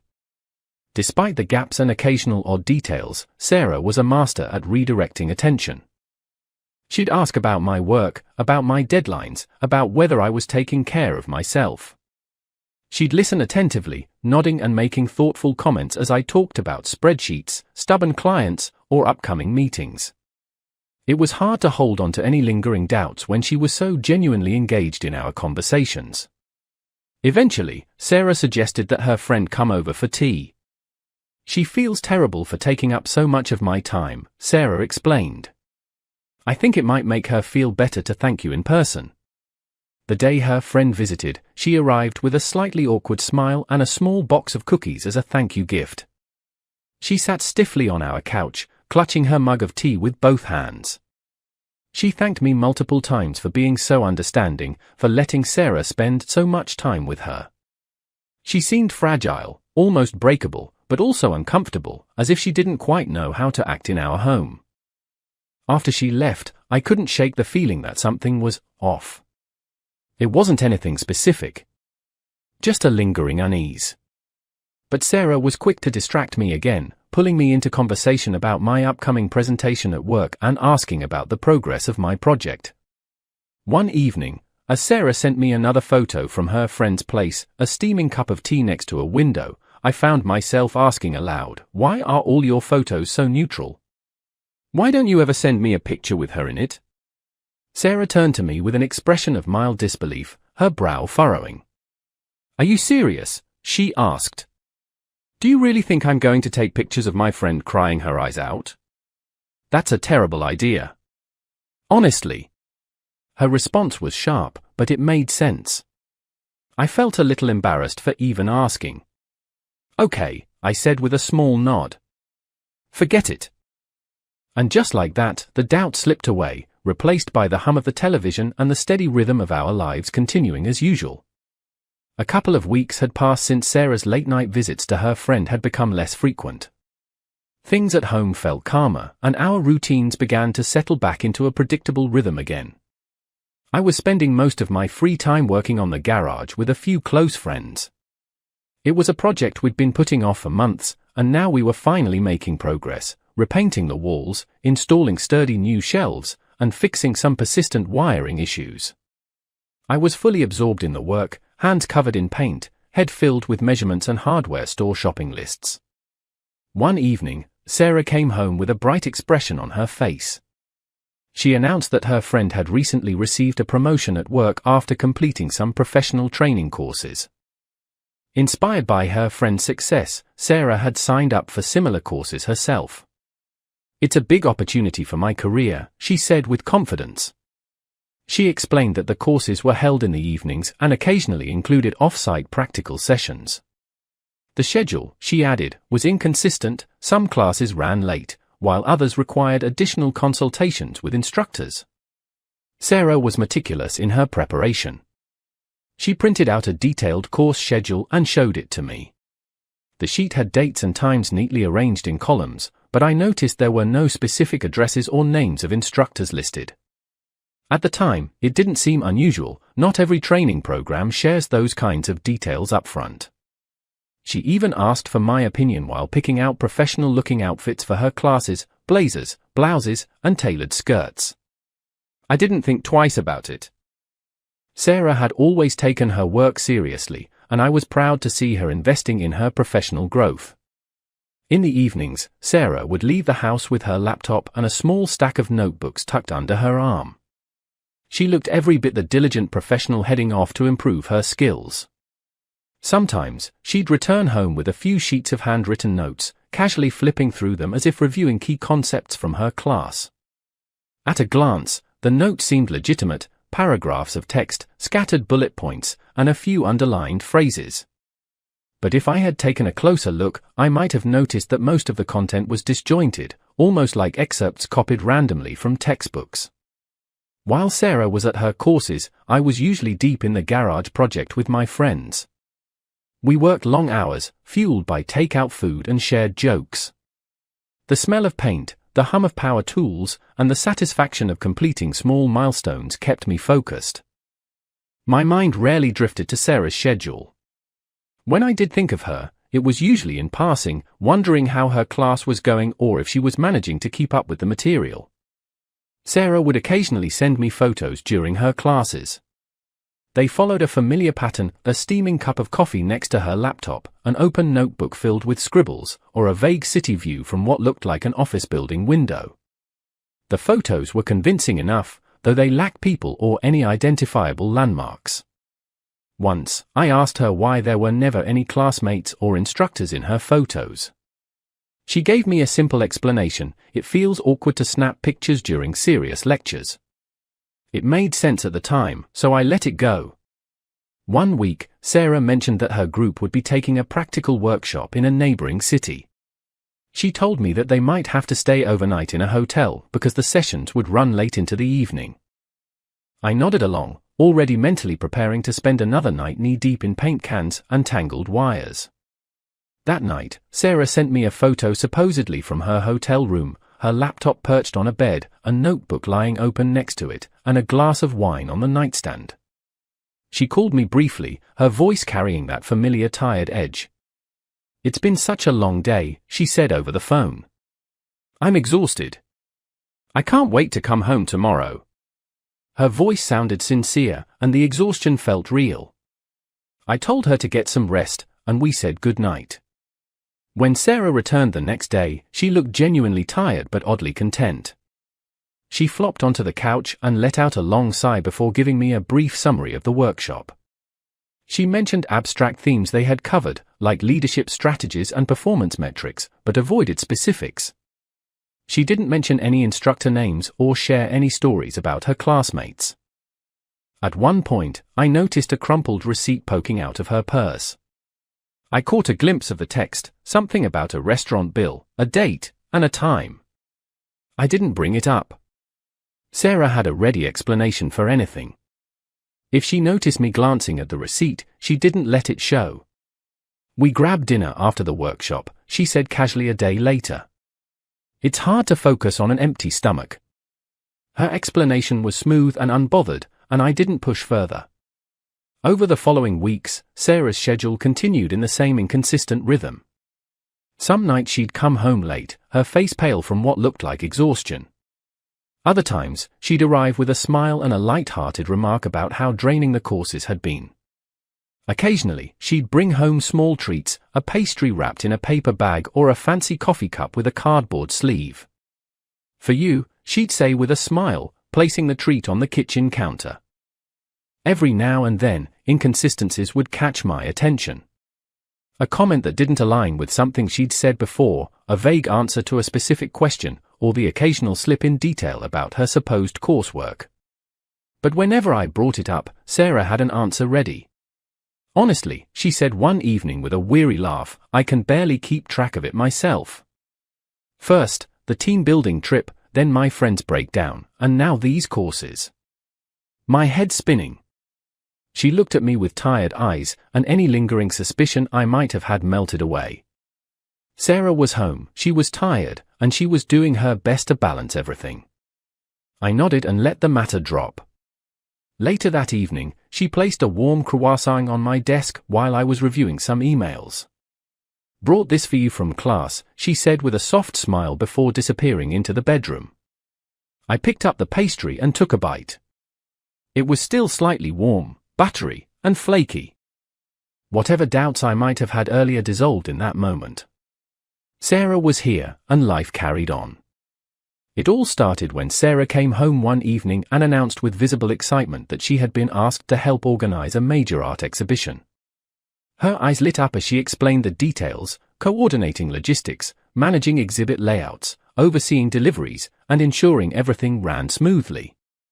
It sounded like an enormous responsibility, and she spoke with a sense of purpose and enthusiasm that was hard not to admire. I nodded along, impressed by her dedication. It seemed like a noble task, something significant that she could truly take pride in. At the time, I was deeply engrossed in a major project at work. Deadlines were looming, and I often found myself staying late at the office, shuffling between meetings and trying to resolve persistent roadblocks. Our schedules naturally fell out of sync.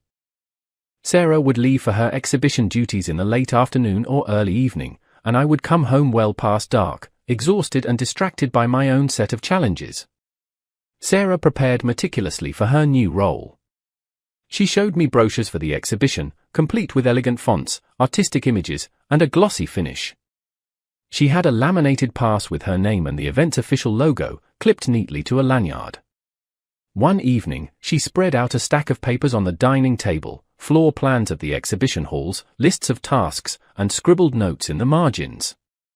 It looked complex and important, and I felt proud seeing her so deeply invested in something that seemed to matter so much. She mentioned early on that the building hosting the exhibition was an old structure with thick stone walls, which interfered with mobile reception. Calls might drop, texts might not go through, and sometimes she might not be able to respond until much later. It seemed plausible enough. I'd been in older buildings where my phone turned into little more than a pocket-sized brick. Sarah was also clear about the building's strict security protocols. After a certain hour, no one who wasn't directly involved in the event was allowed entry. Even if I wanted to drop by and surprise her, I wouldn't be able to get past the security guards. Again, it made sense in the context of an event with valuable artworks on display. She began sending me photos from the exhibition space. Vast, empty halls with half-constructed booths, decorative elements leaning against walls, stacks of unopened boxes waiting to be unpacked. There was an authenticity to the images that made it easy to believe her narrative. Occasionally, she would send short voice messages. In the background, there was always a faint echo, the sound of distant chatter, and what seemed like faint metallic clinks and thuds, the ambient noise of a large, hollow space where work was underway. Sarah spoke often about her team. She described them as hardworking and focused, but never mentioned anyone by name. They were always just the guys or the team. When she described their tasks, it was always in broad strokes: we moved the sculptures today, or we finalized the lighting layout. Her descriptions lacked detail, but at the time, I didn't notice. One evening, Sarah came home visibly exhausted. She dropped her bag on the floor and fell into a chair with a heavy sigh. She explained that she'd been tasked with overseeing the transportation of a particularly valuable exhibit, a rare sculpture that required careful handling and coordination. According to her, the process was fraught with tension. At one point, someone nearly dropped the piece while unloading it from a truck. She recounted the scene in vivid detail, the sharp intake of breath from everyone in the room, the collective sigh of relief when the sculpture was finally secured. Her face looked genuinely strained as she spoke, and I had no reason to doubt her. Sometimes, Sarah would ask me for small favors related to the exhibition. She'd hand me a stack of papers to print or ask me to cut pieces of paper into precise shapes for booth labels. Once, she had me drop off a box at an address across town. These little tasks made me feel involved, like I was contributing in some small way to her project. It felt real because I was actively participating, even if only on the periphery. There was one night when Sarah said she wouldn't be coming home at all. Apparently, a glitch in the security system had forced her and a couple of other organizers to stay overnight with the guards. She described how they had gathered in a small corner of the exhibition hall, drinking lukewarm coffee and chatting quietly while waiting for the issue to be resolved. Her voice carried a mix of weariness and amusement when she told me about it, and again, it all sounded entirely plausible. But then, little things began to gnaw at the edges of my mind. Her voice messages, while consistent, were always incredibly short. They never felt spontaneous or rushed, just carefully measured and almost rehearsed. The background noise, too, started to sound repetitive. The same faint echo, the same distant metallic clangs, the same muffled voices. One night, while listening to a recording she had sent, I realized that it sounded almost identical to one she had sent a week before. I brought it up casually one evening. "Why do your voice messages always sound the same?" "The background noise, I mean." Sarah was quick to respond. She set down the cup of tea she was holding and looked me straight in the eye. "What kind of noise do you expect?" she said with a faint laugh. "It's an exhibition space, not a circus. We work in teams, the tasks are repetitive, and honestly, it's the same sounds day in and day out." She said it so matter-of-factly that I felt almost embarrassed for bringing it up. She wasn't wrong, repetitive tasks often create repetitive noise. I let the thought go, brushed it aside like dust on a shelf. It started with an official email. Sarah showed me the message from her boss one evening after dinner. The email outlined a sudden but crucial business trip to another city for negotiations with key clients. Everything looked formal and professional: her name, the company letterhead, the dates, and even the location of her stay at a reputable hotel. She forwarded me her flight confirmation as well, complete with booking details. There was no reason to doubt its authenticity. Sarah prepared for the trip calmly. She packed a small suitcase, emphasizing that this was a strictly professional visit. "No need for extra clothes," she said as she folded a few blouses into her bag. Her demeanor was steady, her voice confident. Before leaving, she reassured me that she'd call every evening and send photos to keep me updated. I trusted her completely. After all, everything she had shown me seemed legitimate. The day of her departure arrived, and Sarah left early in the morning. I helped her load her suitcase into the taxi, kissed her goodbye, and watched as the car disappeared down the street. With my own workload piling up, I barely had time to dwell on her absence. Work had been relentless lately, and even when I wasn't in the office, my mind was tangled in spreadsheets and client emails. That evening, Sarah sent me her first photo from the hotel room. The image showed a neatly made bed with crisp white sheets, her laptop open on the desk, and a faint cityscape visible through the window. "Just finished a long day of meetings," her message read. "It was exhausting, but I think we made progress." Her voice during our brief phone call later that night sounded tired but genuine. She spoke about demanding clients, long presentations, and tricky negotiations. I listened, offered a few words of encouragement, and we said our good nights. The second day followed a similar pattern. Sarah sent me another series of photos, a disposable coffee cup with a sleeve bearing a local cafe's logo, a shot of a brightly lit corridor with anonymous office furniture, and a blurry image of what looked like a conference room. Her messages painted a picture of a long, tiring day filled with back-to-back meetings. "The clients are tough, but I'm holding my ground," one text said. That night, Sarah mentioned in passing that her colleagues had invited her out to dinner. "Just something casual," she said. "We need to decompress after such a hectic day." I didn't question it. I was also buried under my own workload, juggling tasks and trying to meet deadlines. When Sarah's messages slowed down later that night, I assumed she was simply busy or perhaps the Wi-Fi in the hotel was acting up. The next morning, she sent me a brief apology, sorry about last night. Wi-Fi was terrible, and I was dead tired. Today's another packed schedule. But then came the third day. It was quiet. Too quiet. Sarah didn't send any messages all day. The occasional text I sent went unanswered. I reassured myself that she was probably stuck in meetings or dealing with a difficult client. By mid-afternoon, doubt started to creep in. My phone stayed silent, and each passing hour felt heavier than the last. Finally, in the evening, Sarah sent a single text, "I'm sorry. It's been a crazy day. No energy left. Tomorrow I'll be home." The message felt off. Too brief, too mechanical. But I brushed the thought aside. I was exhausted myself, and I convinced myself that I was just overthinking. That night, my boss called me unexpectedly and asked if I could cover an additional shift the next day. Without hesitation, I agreed. The distraction would keep my mind occupied, and I could finish up some overdue tasks. The hours passed in a blur of emails, meetings, and phone calls. I didn't notice how late it had gotten until the office emptied out and I was one of the last people there. I returned home that evening expecting Sarah to already be back. But the house was quiet, dark, and empty. I checked my phone, no messages, no missed calls. I sat down on the couch and stared at the screen, waiting for the familiar chime of a notification. Then my phone rang. The number on the screen was unfamiliar.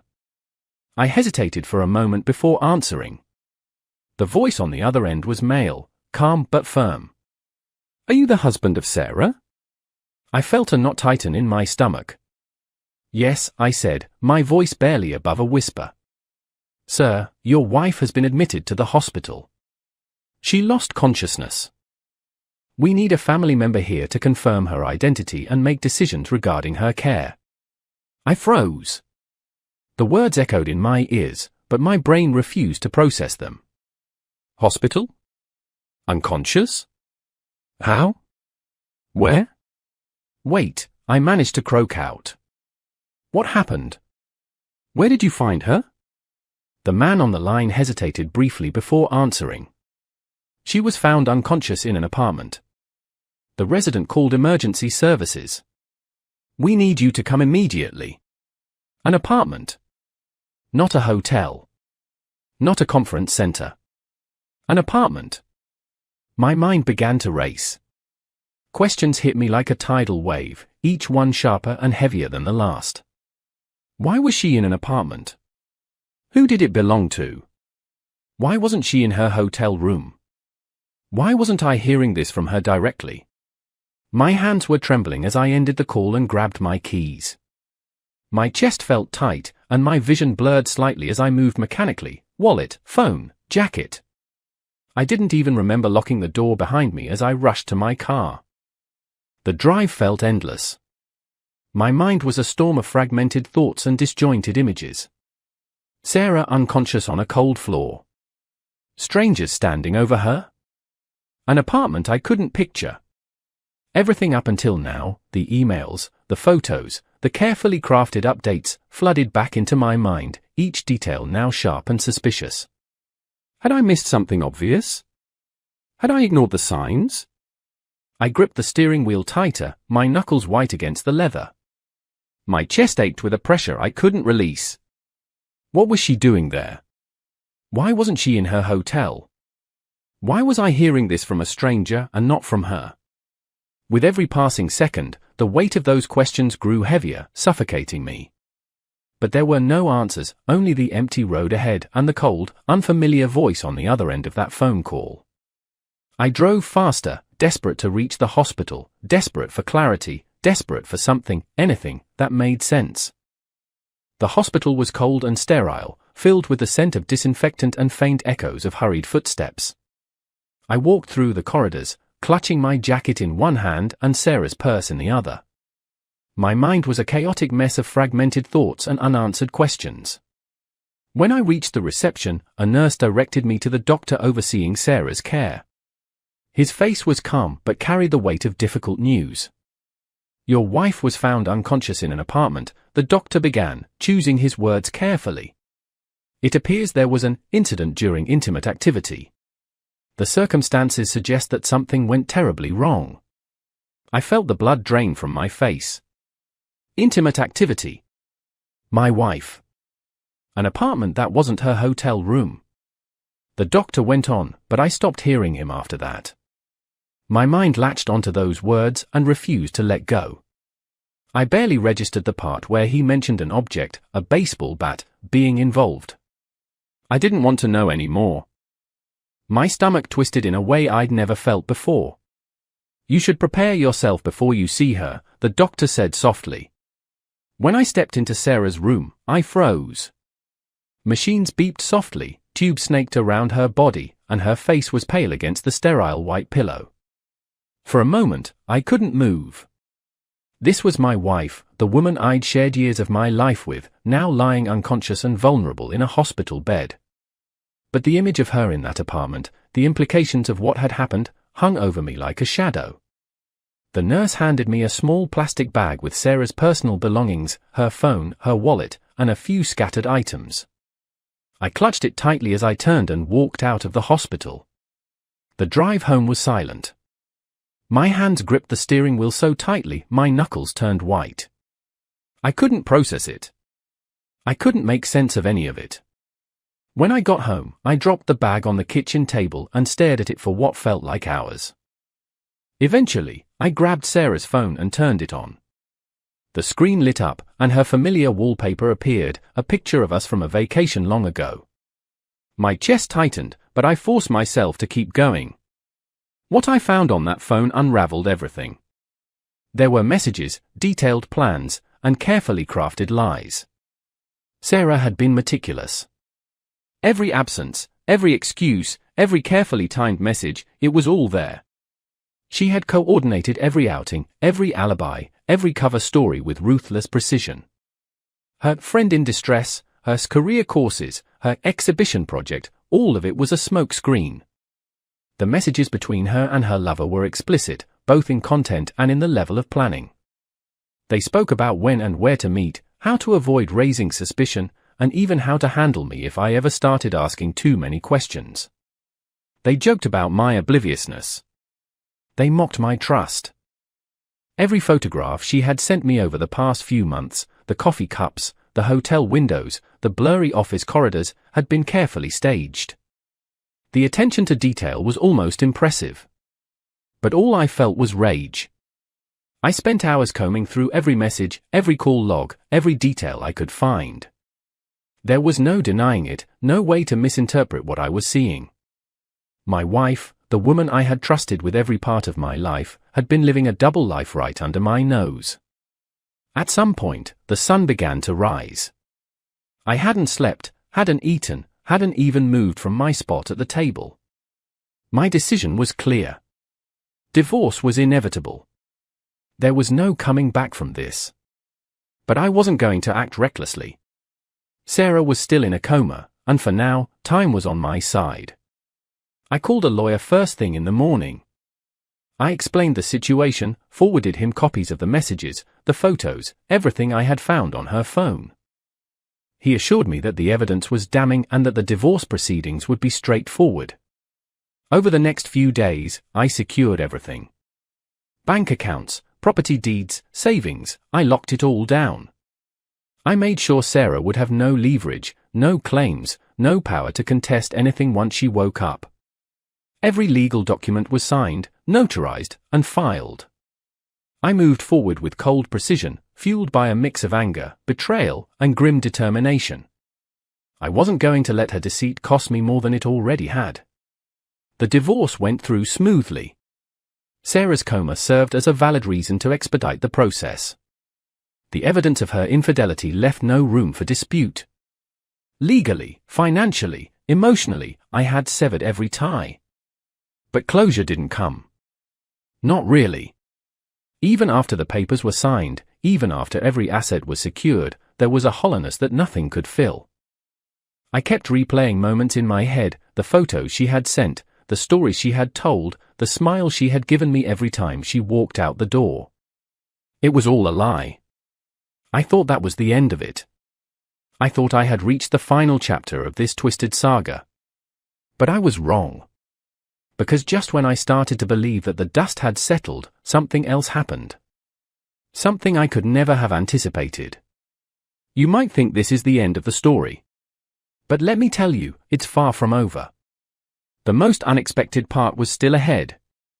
5 years had passed since everything fell apart. In that time, I had rebuilt my life from the ground up. I sold the old house, moved to a quieter neighborhood, and started over. It wasn't easy at first, but eventually, the pieces began to fall into place. I met someone new, Emily. She was kind, supportive, and brought a sense of calm into my life that I hadn't realized I was missing. We got married 2 years after meeting, and though I carried scars from my past, Emily's steady presence made healing feel possible. Our new home was modest but warm, with a backyard where we often spent summer evenings grilling or sitting by a small fire pit. Emily and I had developed a comfortable routine, weekend trips, quiet breakfasts, and simple moments of togetherness. The shadows of my past had faded, and I felt, for the first time in years, that I was living a life free of deception and chaos. It was a crisp autumn evening when it happened. Emily was preparing dinner in the kitchen, and I was in the living room, sorting through some old paperwork. The doorbell rang unexpectedly. We weren't expecting company, and at this hour, it was unusual for anyone to drop by unannounced. I opened the door and froze. Standing there, in the dim glow of the porch light, was Sarah. She looked different. Her face was pale and gaunt, her hair hung limp around her shoulders, and her eyes were wild and glassy. She was wearing a wrinkled coat, and her hands were trembling slightly. For a moment, neither of us spoke. "Why did you leave me?" she said, her voice sharp and unsteady. "Why did you abandon me?" I could only stare at her, my mind racing to process the situation. This was surreal. 5 years had passed without a word from her, and now she was standing on my doorstep, hurling accusations at me. "You left me in that hospital," she continued, her voice rising. "You didn't even give me a chance to explain. You threw me away like garbage."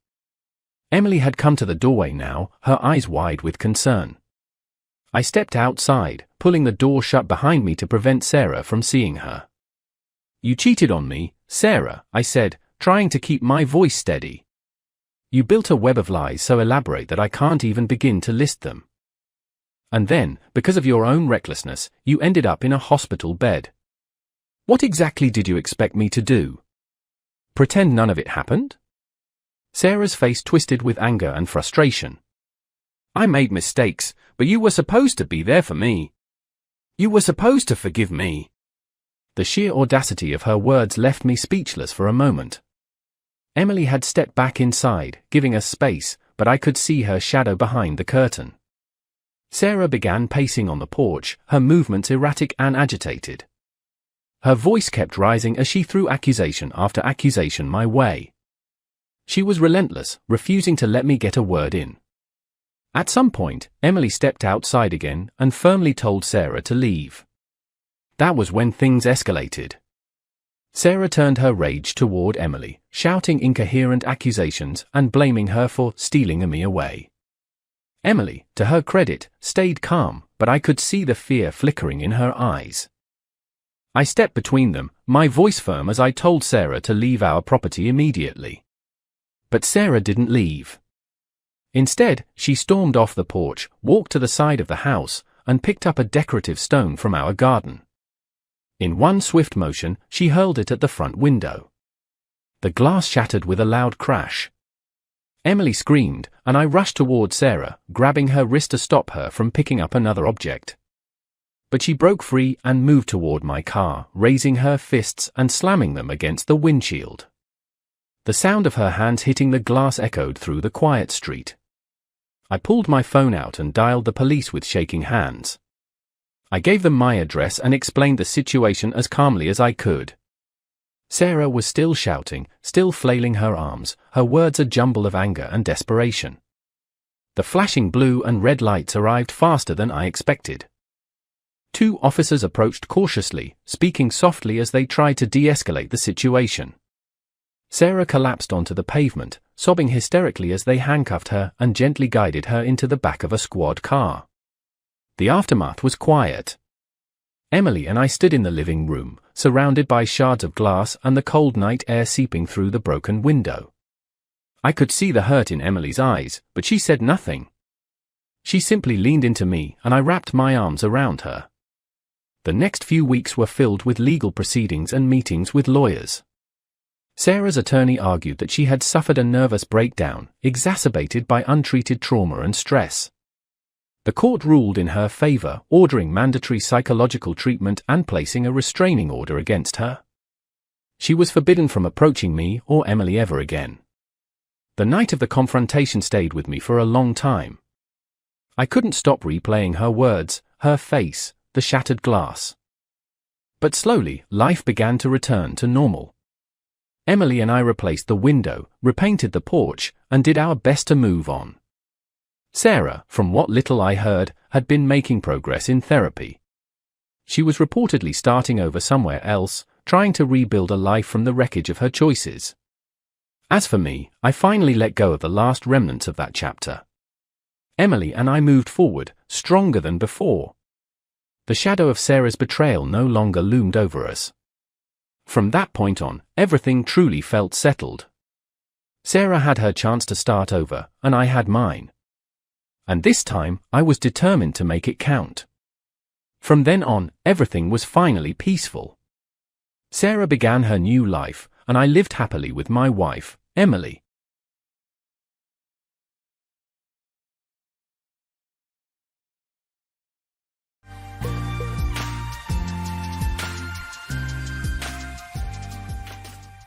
Imagine, just picture this scenario. A wealthy but inadequate son barges into your home, your fortress, insisting he's taking your wife for a few nights. How would you react? And to top it off, he starts openly threatening you. My initial impulse was to tackle him and deliver a few punches to his arrogant face, but I opted for a different approach.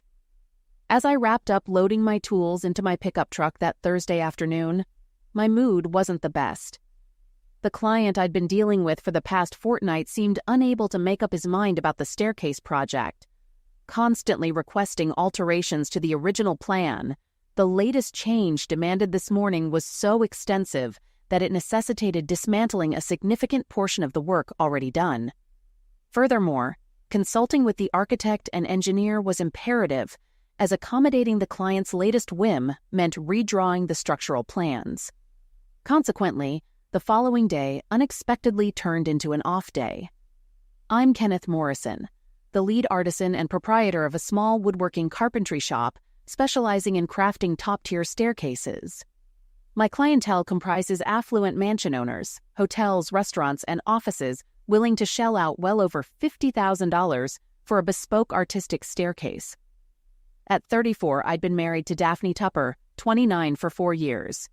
Daphne, a successful lawyer at Kramer, Boylan & Hendricks, a law firm specializing in commercial and intellectual property law. We hadn't yet started a family, primarily because Daphne wanted to establish her career first. Arriving home at 4:30 p.m., I was taken aback to find my wife's car in the driveway. Typically, she worked late on Thursdays to have a shorter day on Fridays.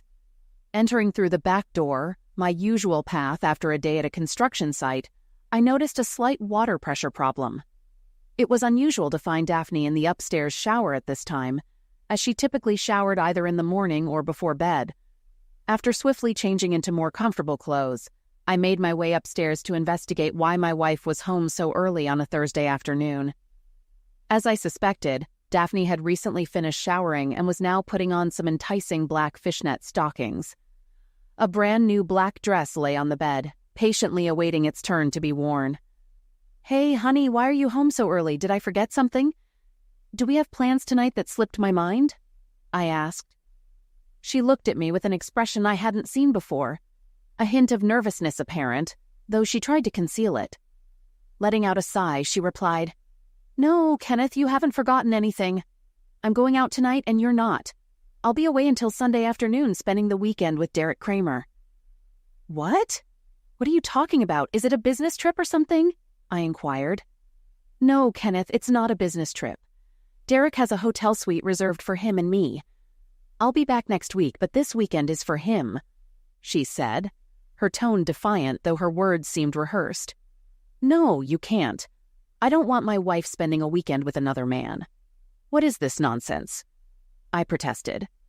"Well, you better accept it, Kenneth, because that's what Derek wants, and I advise you not to cross him." She chuckled. "So you're willingly going along with this scheme. You expect me to just accept it, suppress my feelings, and let you go, and then you'll return as my faithful wife after this weekend?" I retorted, my words dripping with sarcasm. "I never said it's just for this weekend. Derek mentioned he wants it to happen occasionally. So, yes, deal with it and keep quiet. Trust me, your life will be much simpler if you go along with it," she stated firmly. "We'll see about that. I won't tolerate this, Daphne. You better think about what you're doing because I won't let that arrogant guy control my life. If you think I'm a pawn you can manipulate without objection, you're in for a rude awakening," I warned. By then, she had finished getting ready for the evening. I went downstairs, grabbed a beer from the fridge, and noticed a Mercedes parking in front of the house. Mr. Smug himself emerged, walked up to the front door, and rang the bell. "Kenneth, that's Derek. Will you go answer the door?" she yelled from upstairs. I quickly punched in a code on the back door alarm panel, set up my cell phone for video recording, and put it in my t-shirt pocket to capture everything. Then I waited in the living room. I'd known Derek Kramer since Daphne started working for CBH 3 years ago. Our first meeting was at their office Christmas party. Derek, a man in his 40s, radiated a dominant aura. He seemed friendly with his partners and flirtatious with female employees and wives of male employees. However, around his male employees and the husbands of female employees, he was arrogant and disdainful. I took an instant dislike to the guy. Daphne descended the stairs with visible anger and opened the door while I observed from the living room, sipping my beer. She apologized for the delay, expressing uncertainty about her husband's manners, and then whispered something to Derek, though I couldn't discern her words. Derek, upon entering the living room, confronted me about an apparent issue with Daphne spending the weekend with him. His demeanor resembled that of a school principal addressing a disobedient child. Surprised by his audacity to assume authority in my own home, I firmly warned him to leave, my fists clenched. He laughed loudly with Daphne smirking beside him. He dismissed the idea of involving the police, confident they wouldn't intervene. Upon noticing my cell phone recording, he snatched it, attempting to stop the footage. Failing due to the password lock, he angrily threw it onto the ceramic floor, which predictably won the confrontation. He asserted his dominance, declaring that Daphne would spend the weekend with him regardless of my feelings, emphasizing that my opinion was inconsequential. Any attempt to intervene would result in dire consequences, including the exposure of alleged criminal activities. He warned against upsetting Daphne or taking any action that could jeopardize his plans. I decided to act oblivious. It's highly unlikely that such information would become public knowledge. I've never been involved in money laundering or had any association with illegal materials involving children, I replied mechanically. That can be easily arranged. Uploading material to your computer is a simple task. I possess content that could quickly tarnish your reputation. I chose to feign even more ignorance. Illegal materials involving children are, well, illegal. If you upload something like that to my computer, wouldn't that mean you're already in possession of illegal material? I asked innocently. That's the difference between you and me. Some things that are illegal for you are perfectly acceptable for individuals of power like myself who have the right connections. I highly suggest you stick to your working-class antics and refrain from bothering people of higher standing. Do you understand? I could hardly believe what I had just heard. Such dialogue would be excessive, even in a comedy movie. Yet the person in my living room was speaking earnestly. Oh, and one more thing. Please refrain from seeking revenge against me or Daphne. That includes attempting to retaliate by engaging with someone else closely. I want to avoid any potential transmission of infections from you to Daphne and then to me. All right, I won't ask Daphne to withhold lovemaking from you. At least not for now. Can't you see I'm not being unreasonable? Basically, if you cross any boundaries, I'll be aware of it. Okay? Now let's go, honey. They returned to the front door. Daphne grabbed her overnight bag and left without saying goodbye or acknowledging my presence. Honey. He referred to my wife as honey. The entire situation was so surreal that I couldn't summon pure anger. My emotions were a mix of anger and astonishment. At that moment, I silently thanked the burglar who had broken into my house the year before I met Daphne. I was so disturbed that I had a comprehensive surveillance and alarm system installed, complete with motion-activated cameras and voice-activated microphones that could record everything in the house and store it in the cloud. I never let on to Daphne that the system could be set to recording mode while we were at home, ensuring she remained unaware when I activated it just before she opened the front door for that despicable individual. Simultaneously, I had initiated the recording on my cell phone, serving more as a decoy. My hope was that Kramer would notice it and figure out a way to turn it off. This would make him feel less guarded, and he might speak more freely. Thinking he was no longer being filmed, I hoped this could be a valuable source of information for a potential divorce. The scoundrel gave me much more than I expected. The cell phone now scattered on the floor was actually my business cell phone. After dealing with a wealthier clientele, I quickly realized that providing them with my main cell phone meant being on call almost 24/7. A dedicated business cell phone allowed me to turn it off at the end of the day, and I could attend to messages the following morning. So at least I wasn't without a means of communication. I picked up my personal phone and called my business lawyer and best friend Harry. 10 years ago, Harry Davenport became the husband of my elder sister, Jennifer. They enjoyed a blissful marriage until tragedy struck. 4 years into their union, Jennifer tragically drowned during a trip to Guadalupe with her 3 friends. Despite the heartbreaking loss, Harry remained an integral part of our family, earning our love and respect. 3 years after Jennifer's passing, Harry found love again in Christine. They tied the knot after a year of dating, and my parents, Daphne and I, were honored guests at their wedding. To this day, Harry and Christine remain like family to me. Recently, I found myself in a desperate situation and urgently sought Harry's help. After explaining the threats made by someone named Kramer and recounting the events of my wife's private weekend getaway, Harry immediately offered his support. He advised me to stay indoors, avoid contacting anyone, and switch off all communication devices, assuring me that he and Christine would arrive in an hour with dinner. Harry's advice provided much-needed reassurance. Reflecting on the past hour's events, I realized that Daphne, my wife, had been captivated by Kramer's power and charm. I never imagined she would forsake our love for him. It was a harsh realization that our bond wasn't as strong as I thought. My journey with Daphne began 5 years ago at a friend of a friend's birthday party. Despite being unfamiliar with most of the attendees, I struck up a conversation with Daphne, the sister of the birthday boy's army buddy stationed in Afghanistan. Our connection flourished, leading to a week of dating and eventual marriage the following year. During that time, I remained employed by Mr. Duncan, the founder of the small company where I worked. Craig Duncan was highly skilled in woodworking and well-known locally. Despite his expertise in woodworking, his skills in accounting and management were lacking. While still in college, he had hired me as a part-time accountant to handle his bookkeeping. A few months into my role, Mr. Duncan secured 3 substantial contracts that demanded more time than he could spare. Although these projects were challenging, his clients insisted he take them on. Consequently, he asked for my assistance in the field. Initially, my tasks involved running errands, acquiring supplies, and providing support. With handling larger pieces, my rapid learning and aptitude for the work became evident, and after overcoming the initial learning curve, I could independently handle simpler tasks or be a valuable asset on more complex projects. While pursuing my accounting degree, my passion for hands-on work led me to pursue an apprenticeship. After a few years, I earned certification and became Mr. Duncan's associate. Upon his retirement, my parents supported me financially, enabling me to buy out his share over a 2-year period. Despite being viewed as an uneducated shop worker by the lawyers at CBH, my company flourished, focusing on fewer but more lucrative projects.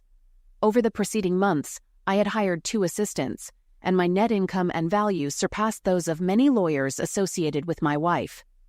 Despite this success, even my wife was unaware of these details. My contemplation was interrupted by Christine and Harry, who arrived with Chinese takeout and beer. "Are you okay, Kenneth?" Christine asked, offering a warm hug. "I can't believe Daphne did that to you. This is so unlike her," Harry reassured, giving me a supportive hug. "Don't worry, buddy. We'll sort things out. Let's have dinner, and then I'll take a look at your recording." I shared the details of Daphne's unwelcoming reception when I arrived home earlier that afternoon. After dinner, I grabbed my laptop and retrieved the files containing recordings from both the camera and microphone. Fortunately, the conversations were exceptionally clear. "I can't believe what I just heard," Harry exclaimed. "Quite the arrogant guy," I remarked. "No, more like downright foolish," Harry replied. "I mean, this guy is what, 40, 42 years old? That means he has about 15 years of law practice under his belt. He's not a newbie. He's so full of himself that it never occurs to him that sometimes you just need to keep quiet. Your clever trick of making him think he wasn't being recorded after he destroyed your cell phone worked like a charm. He took the bait and spilled everything we need to know." "Okay, but can I legally use it since it was recorded without his consent?" I inquired. "Absolutely. This is your home. You have the right to record whatever you want here," Harry reassured me. "So I have nothing to worry about? Is that what you're saying?" I questioned. "No, that's not what I'm saying. We need to be extremely cautious. I did some research on my way here. Chris was kind enough to drive and handle the takeout.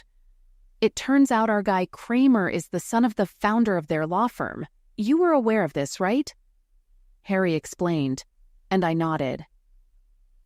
"What you might not know is that his father, Marvin Kramer, had quite a reputation. He wasn't a great lawyer, but most of the judges in the area were his former college buddies. Knowing everyone personally made it easy for him to win most of his cases. Unfortunately, his son Derek has followed in his footsteps. That's what makes him dangerous. He has a wide network of friendly judges, and if he files a case, getting a judgment in our favor will be extremely challenging, no matter how illegal his actions are." "Wow, so you're saying that no matter what I do, I'm in trouble?" "Not necessarily. Winning will be challenging, but not impossible. I have connections too, you know. The key is to gather enough evidence to make a strong case against him. I've got a plan. But you mentioned that the judges will always side with him," I inquired. "Unless we take the case to criminal court, that's what we'll aim for." Our conversation was interrupted by a knock on the front door. A petite brunette was waiting on the porch. "Hello, Mr. Morrison?" she asked. "Hi, Laura, come on in," Harry called out behind me. "Kenneth, meet Laura Foster. She's the computer specialist at the private investigator firm we collaborate with."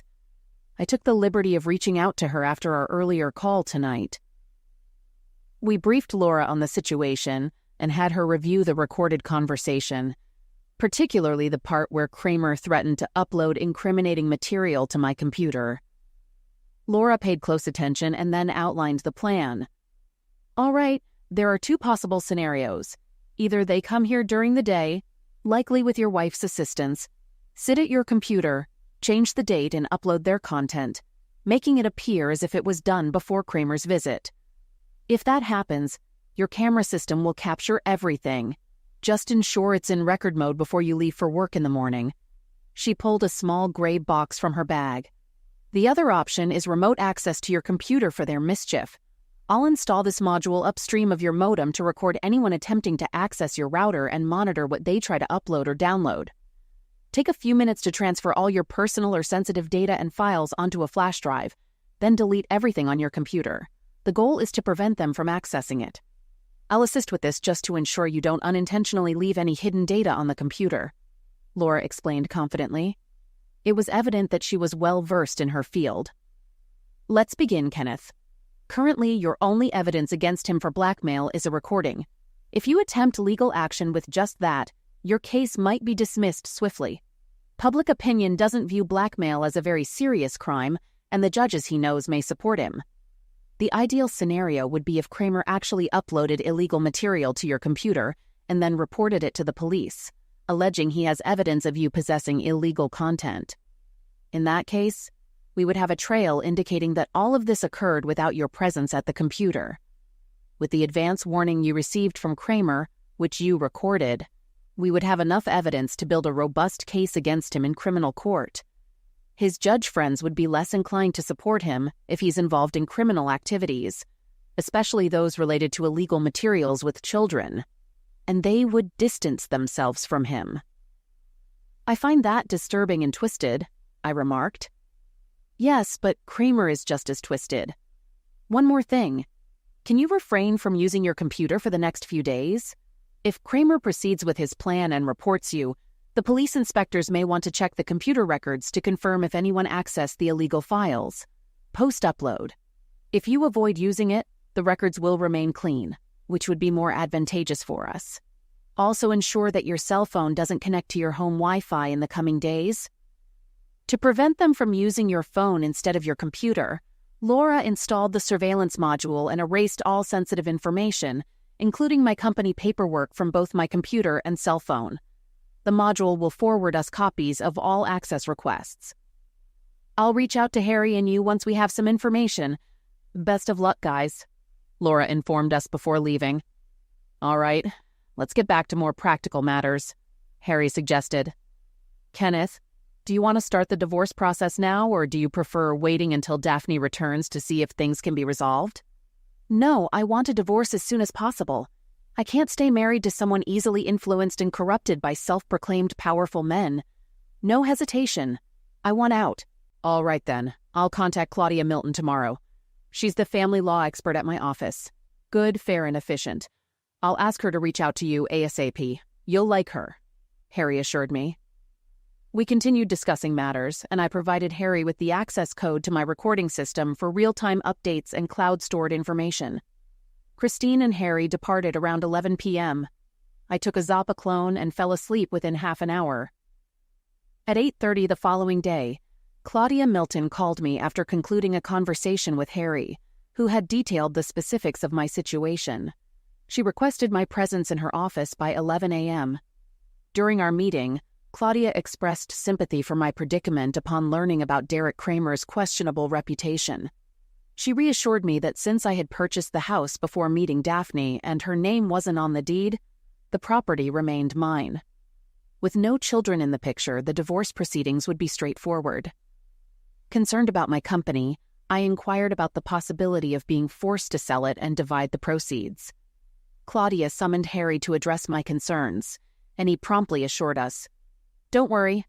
The marriage contract clearly stipulates that your company is solely yours and she has no claim to it. They might attempt, but I double-checked and legally they have no grounds. I concluded the meeting with Claudia at 12:30, handling financial matters as instructed. She took charge of the situation, assuring me that everything was under control and Daphne would be served the divorce papers at her office on Monday. Later, I replaced my damaged cell phone and spent the remainder of the weekend tending to the yard and catching up on my favorite TV series. Despite my ongoing anger towards Daphne, I struggled to fully comprehend the reality of the situation. While I anticipated mourning the marriage eventually, at that moment, my emotions were still too raw. The thought of Daphne returning home on Sunday loomed, and I debated whether to sleep in the guest room or assign it to her. Ultimately, I decided that it was my house, and she had walked out on me. Refusing to share my bed with her, I relocated all her belongings to the guest room. Subsequently, I purchased a new lockable doorknob and installed it on my bedroom door, keeping the key in my pocket. Upon hearing Derek's car arrive the following evening, I activated the surveillance system to record. I witnessed Daphne engaging in a prolonged French kiss with her boss before exiting the car and waving as he drove away. I was seated in the living room, apparently engrossed in a book, when she entered. "Hi, honey. How was your weekend?" she asked, seeming anxious. Despite her attempt to conceal it, I could tell that she wasn't as composed as she appeared. I refrained from acknowledging her, keeping my focus on my book. "Fine. Continue with your sulking. Derek was spot on when he mentioned you would act this way, suggesting you lack the intelligence to understand my needs or the maturity to accept your shortcomings." She ascended the stairs. As she left, I began counting. 1, 2, 3. "Kenneth Morrison, what's going on? Did you put a lock on our bedroom?" "Correction, on my bedroom," I responded calmly. "All your belongings are in the guest bedroom. You'll be staying there until you find an apartment." "What the hell? Wait until I tell Derek about this. This was not part of the agreement." "Agreement? What agreement? I haven't agreed to any of your partner's nonsense. Either you stay in the guest room or leave. Perhaps Kramer's wife can accommodate you in her marital bed." She glared at me, not uttering a word, stormed into the guest room and slammed the door. I followed her upstairs, yelling through the door. "Speaking of agreements, what was in it for me, by the way?" No response. I returned upstairs. After 15 minutes, my phone began buzzing with text messages from an unfamiliar number. "What's this I hear, cuck? You won't let Daphne into her own room. I thought I explained things clearly to you. Even someone like you should comprehend. For tonight, I'll overlook your childish crisis. Tomorrow, you'll prepare Daphne's favorite dinner and apologize for your behavior. If you behave the rest of the week, I'll permit her to be in bed with you next weekend. Fail to comply and you'll discover my threats are genuine. Follow my instructions. No questions. Clear." I couldn't believe what I was reading. This person bordered on being heartless, delusional, and foolish. I chose not to respond, but took a screenshot of the conversation and sent it to Harry. Harry responded 3 minutes later, saying, "Incredible. This guy thinks he's top-notch, but he's just a first-rate idiot. Keep the conversation intact and don't bother replying to him." Kramer continued to send a couple more acknowledgement requests, to which I remained silent. Eventually, he stopped reaching out. I didn't encounter Daphne again that evening. I went to bed, securing the door and leaving the recording system on. I texted one of my assistants, informing him of my late arrival the following day. I waited until the morning after Daphne had departed before getting up and preparing for the day. While having breakfast, I downloaded the recordings from my system overnight. Daphne hadn't left the guest room until that morning. She had used the guest bathroom for a shower and left without eating breakfast. Surprisingly, she hadn't attempted anything with my computer. As expected, I received a text from Claudia Milton. "Hi, Kenneth. Just confirming that the divorce papers will be served at Tenkodor this morning. I informed Harry as well. Have as good a day as possible considering everything." Before heading to the shop, I ensured my home system was still recording and set to send alerts to my phone. If activated, I had an 11 a.m. meeting with the architect to discuss final modifications for my current client. I kept myself busy with minor tasks until the meeting. I anticipated a call from Daphne shortly after being served, but it never came. At 10:45, I messaged Harry, expressing surprise at Daphne's lack of contact. This means she's talked to Kramer about the divorce papers. They might already be scheming. I'll call Laura. Stay tuned, Harry replied. The meeting proceeded smoothly, allowing me to stay focused, surprisingly. I spent the remainder of the afternoon maintaining my tools and tidying up the shop. At 3:12 p.m., I received an alert on my cell phone. I texted Harry that the show was in motion. He responded with a thumbs up. I accessed my system and watched the live events unfolding in my house. Daphne had returned, accompanied by an unfamiliar man. They entered our home office and activated my computer. Minimal conversation was exchanged between them. The man spent a few minutes decrypting my password, then inserted a flash drive into my computer and engaged in suspicious activities for about 10 minutes. Thankfully, I captured clear images of his face. Meanwhile, Daphne went to the guest room and packed her belongings in garbage bags, as her suitcases were apparently in the master bedroom closet. Once the man completed his tasks, he shut down the computer and informed Daphne of his departure. She finished packing and left the premises. At 3:56 p.m., shortly after the recording ceased, Harry contacted me. "All right, Kenneth. Head home and act normally. I suspect they will involve the police tonight or tomorrow, so be prepared for an inspector's visit. Obtaining a search warrant takes a few hours, so anticipate their arrival tomorrow." "Could I get arrested?" I inquired. "It's a possibility. If it happens, maintain silence. Don't answer any questions. I've already reached out to Stephen Lindsay, a reliable criminal defense lawyer. I've shared all pertinent information, including the recordings. He assures me this will be the easiest case of the year," Harry assured. I provided Harry with the code to control my alarm system recording in case of an arrest. After some more discussion, we concluded our conversation. I felt extremely anxious as I drove home. The evening passed without any police visits, calls from Daphne, or unpleasant messages from Kramer. I made myself a sandwich and ate while watching TV. Although tempted to inform my parents about the situation, I decided to wait until the storm had passed. Explaining computer system tampering and cloud-stored videos to my mother seemed futile and likely to cause unnecessary worry. The next day, while I was at the store, I got another alert saying there was an intruder in my house. Following the same steps as before, I quickly messaged Harry and checked my security system. The police had entered my place and were trying to turn off the alarm. They seemed to have done it successfully because I lost communication. Harry told me he saw what happened and sent the images to Stephen Lindsay. About an hour later, 2 officers came to my shop and arrested me. They handcuffed me and took me away in a police car. They told me my rights and started asking questions, but I chose not to answer. When we got to the station, they took my phone and wallet and put me in a cell with 5 others. There wasn't much talking. Everyone stared at the floor tiles. After about 3 hours, a guard took me to a meeting room to see my lawyer. "What's going on?" I asked the guard. I hadn't told anyone who my lawyer was. The guard didn't say anything and left me alone in the room. 10 minutes later, Derek Kramer walked in. He had a big grin on his face and sat across from me without saying anything. I stared back at him, saying nothing. After he was satisfied with establishing his dominance, he finally spoke. "Now, do you understand the seriousness of the situation?" I stayed quiet. "I asked you a question, Morrison. Answer me, you insignificant bug." Again, I didn't respond. "It's your word against mine, Morrison. A carpenter versus one of the top lawyers in the city. Can you guess what will happen?" he asked, still smirking. Then he got up and left the room. "Okay, it seems like you need some time to process what I've told you. Let's meet again tomorrow morning to discuss further," he said before leaving the room. I was taken back to the cell, now with only 4 others. Later that day, another person came to see me. I was brought back to the same meeting room where a tall blonde man was waiting for me. With a stern expression and a no-nonsense demeanor, he stood up as I entered.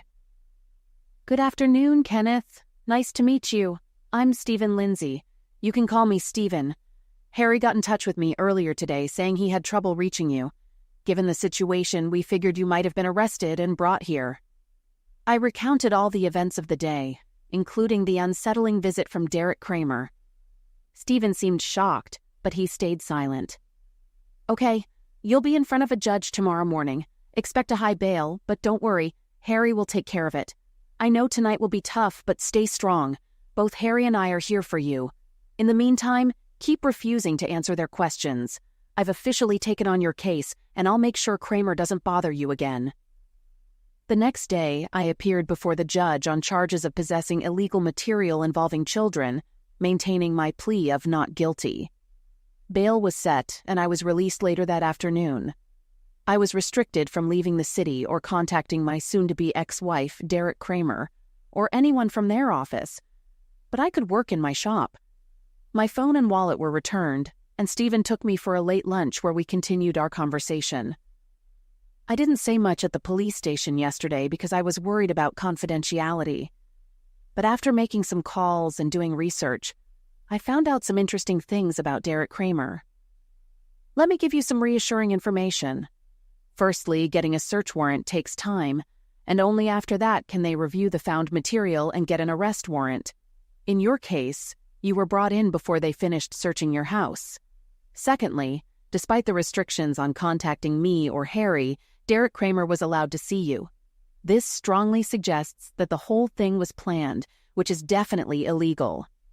But Harry said Kramer has influence over many judges, I pointed out. "Not all of them," he replied with a wink. "You can't make so many friends without making some enemies." "I have no clue what I'll find at home. I hope my wife and her scheming partner didn't take everything." "Don't worry about that.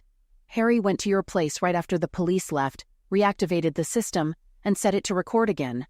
No one came." I went back to the shop to get my car, and then went home for a much-needed shower. The architect had left a message confirming the updated plan had been approved by the client. This was good news, as it meant I could go back to work the next day and keep my mind occupied. When I got home, I found a mess. Every inch had been searched. Besides the tampered computer, I knew they wouldn't find anything incriminating. As I cleaned up, I couldn't help but cry for the first time. Just a week ago, I was a happy man in what I thought was a stable marriage. Now I was a suspect in a crime, facing divorce, and manipulated by my wife's boss. What had I done to deserve this? At least there were no reporters bothering me. They were probably busy with the newly discovered multi-billion-dollar hole in public finances to care about someone like Kenneth. Towards the end of the following week, Stephen finally contacted me with some big news. All charges against me had been dropped. It seemed the assigned inspector, who was particularly sensitive to blackmail issues, wasn't someone to mess with. Despite Derek Kramer's attempts, the inspector swiftly filed charges against him for blackmail, evidence fabrication, and possessing illegal materials with children. As for Daphne, she would be facing conspiracy accusations related to these crimes. Shortly after talking to Stephen, Harry called and invited me to dinner that evening. While on my way to Harry's, Claudia Milton, my family law attorney, reached out to me. "Kenneth, Daphne's lawyer called and said she's ready to sign the divorce papers without changes, but with one condition. She wants a private hour-long meeting with you, suggesting it could be at my office. Although meeting Daphne was the last thing I wanted, I thought it might speed up the divorce process. So I agreed to Claudia's plan." The evening with Harry and Christine was a much-needed break, the first relaxing one in 2 weeks. Christine had prepared a delicious meal of coconut shrimp and rice, which left me feeling peaceful. Upon returning home, the meeting with Daphne was set for the following Wednesday, and despite being the sufferer in this scheme, I couldn't shake off my nerves. When I arrived, Claudia advised me in her office, "Kenneth, I'm not sure about her intentions, but I must warn you, she's facing criminal accusations. Don't give her any ammunition. Be careful of what you say. We can't search her for recording devices, so she might be recording you." "Okay, thanks for the heads up," I replied. Then I was led into a private meeting room where Daphne was already sitting. I expected to encounter the same spiteful and arrogant Daphne I'd known, but she seemed broken. Despite feeling compassionate, memories of her questionable interactions with Kramer quickly dispelled any sympathy I had. "Thank you for meeting with me, Kenneth. After everything, what could you possibly want to say to me?" Her tears began to flow. Daphne expressed regret and apologized to Kenneth for her past behavior, admitting she had been under Derek Kramer's influence. She mentioned feeling awakened upon learning about the dropped charges against Kenneth and the potential accusations they might face. This realization led her to feel deep remorse and shame, especially considering the insignificant nature of the incident. For the next 30 minutes, she continued to reflect on her behavior without asking for any information or probing me further. "I understand. It's over between us, Kenneth. If I were you, I'd seek a divorce too. I don't blame you for ending things. I've quit my job. I made it clear to Derek Kramer I never want to speak to him again. I've gone back to my parents' house and confessed everything. They're furious with me. Let's just say the atmosphere at home is anything but warm and welcoming." I looked at her quietly. Frankly, there was no smart comeback to all of this. She had created her own mess, and now she had to deal with the consequences. The months and maybe even years ahead will be tough for me, Kenneth. I'm not sure what life holds for me. My only hope is that eventually, after everything settles, we might have a chance to be friends. That's a long shot, Daphne. Very long. We'll see how it goes. Best of luck. I got up and left the room. Part of me still cared for her, but reconciliation was out of the question. Despite wanting revenge initially, circumstances had already made her miserable. She had learned her lesson, and there was no need for more punishment. Daphne made a deal by cooperating fully with authorities against Derek Kramer, which led her to move to another city.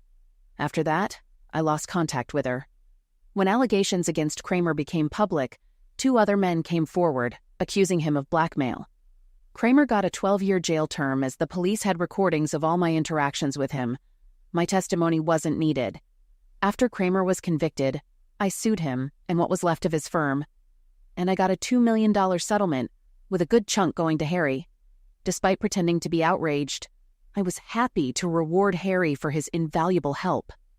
My company is doing well, and I'm close to acquiring a specialty door manufacturer, which will improve our operations. With 6 employees who feel like family, I'm content. Harry and Christine invited me to a BBQ a few days after my divorce was finalized. There, I met Christine's younger sister, Kathy, and we hit it off immediately.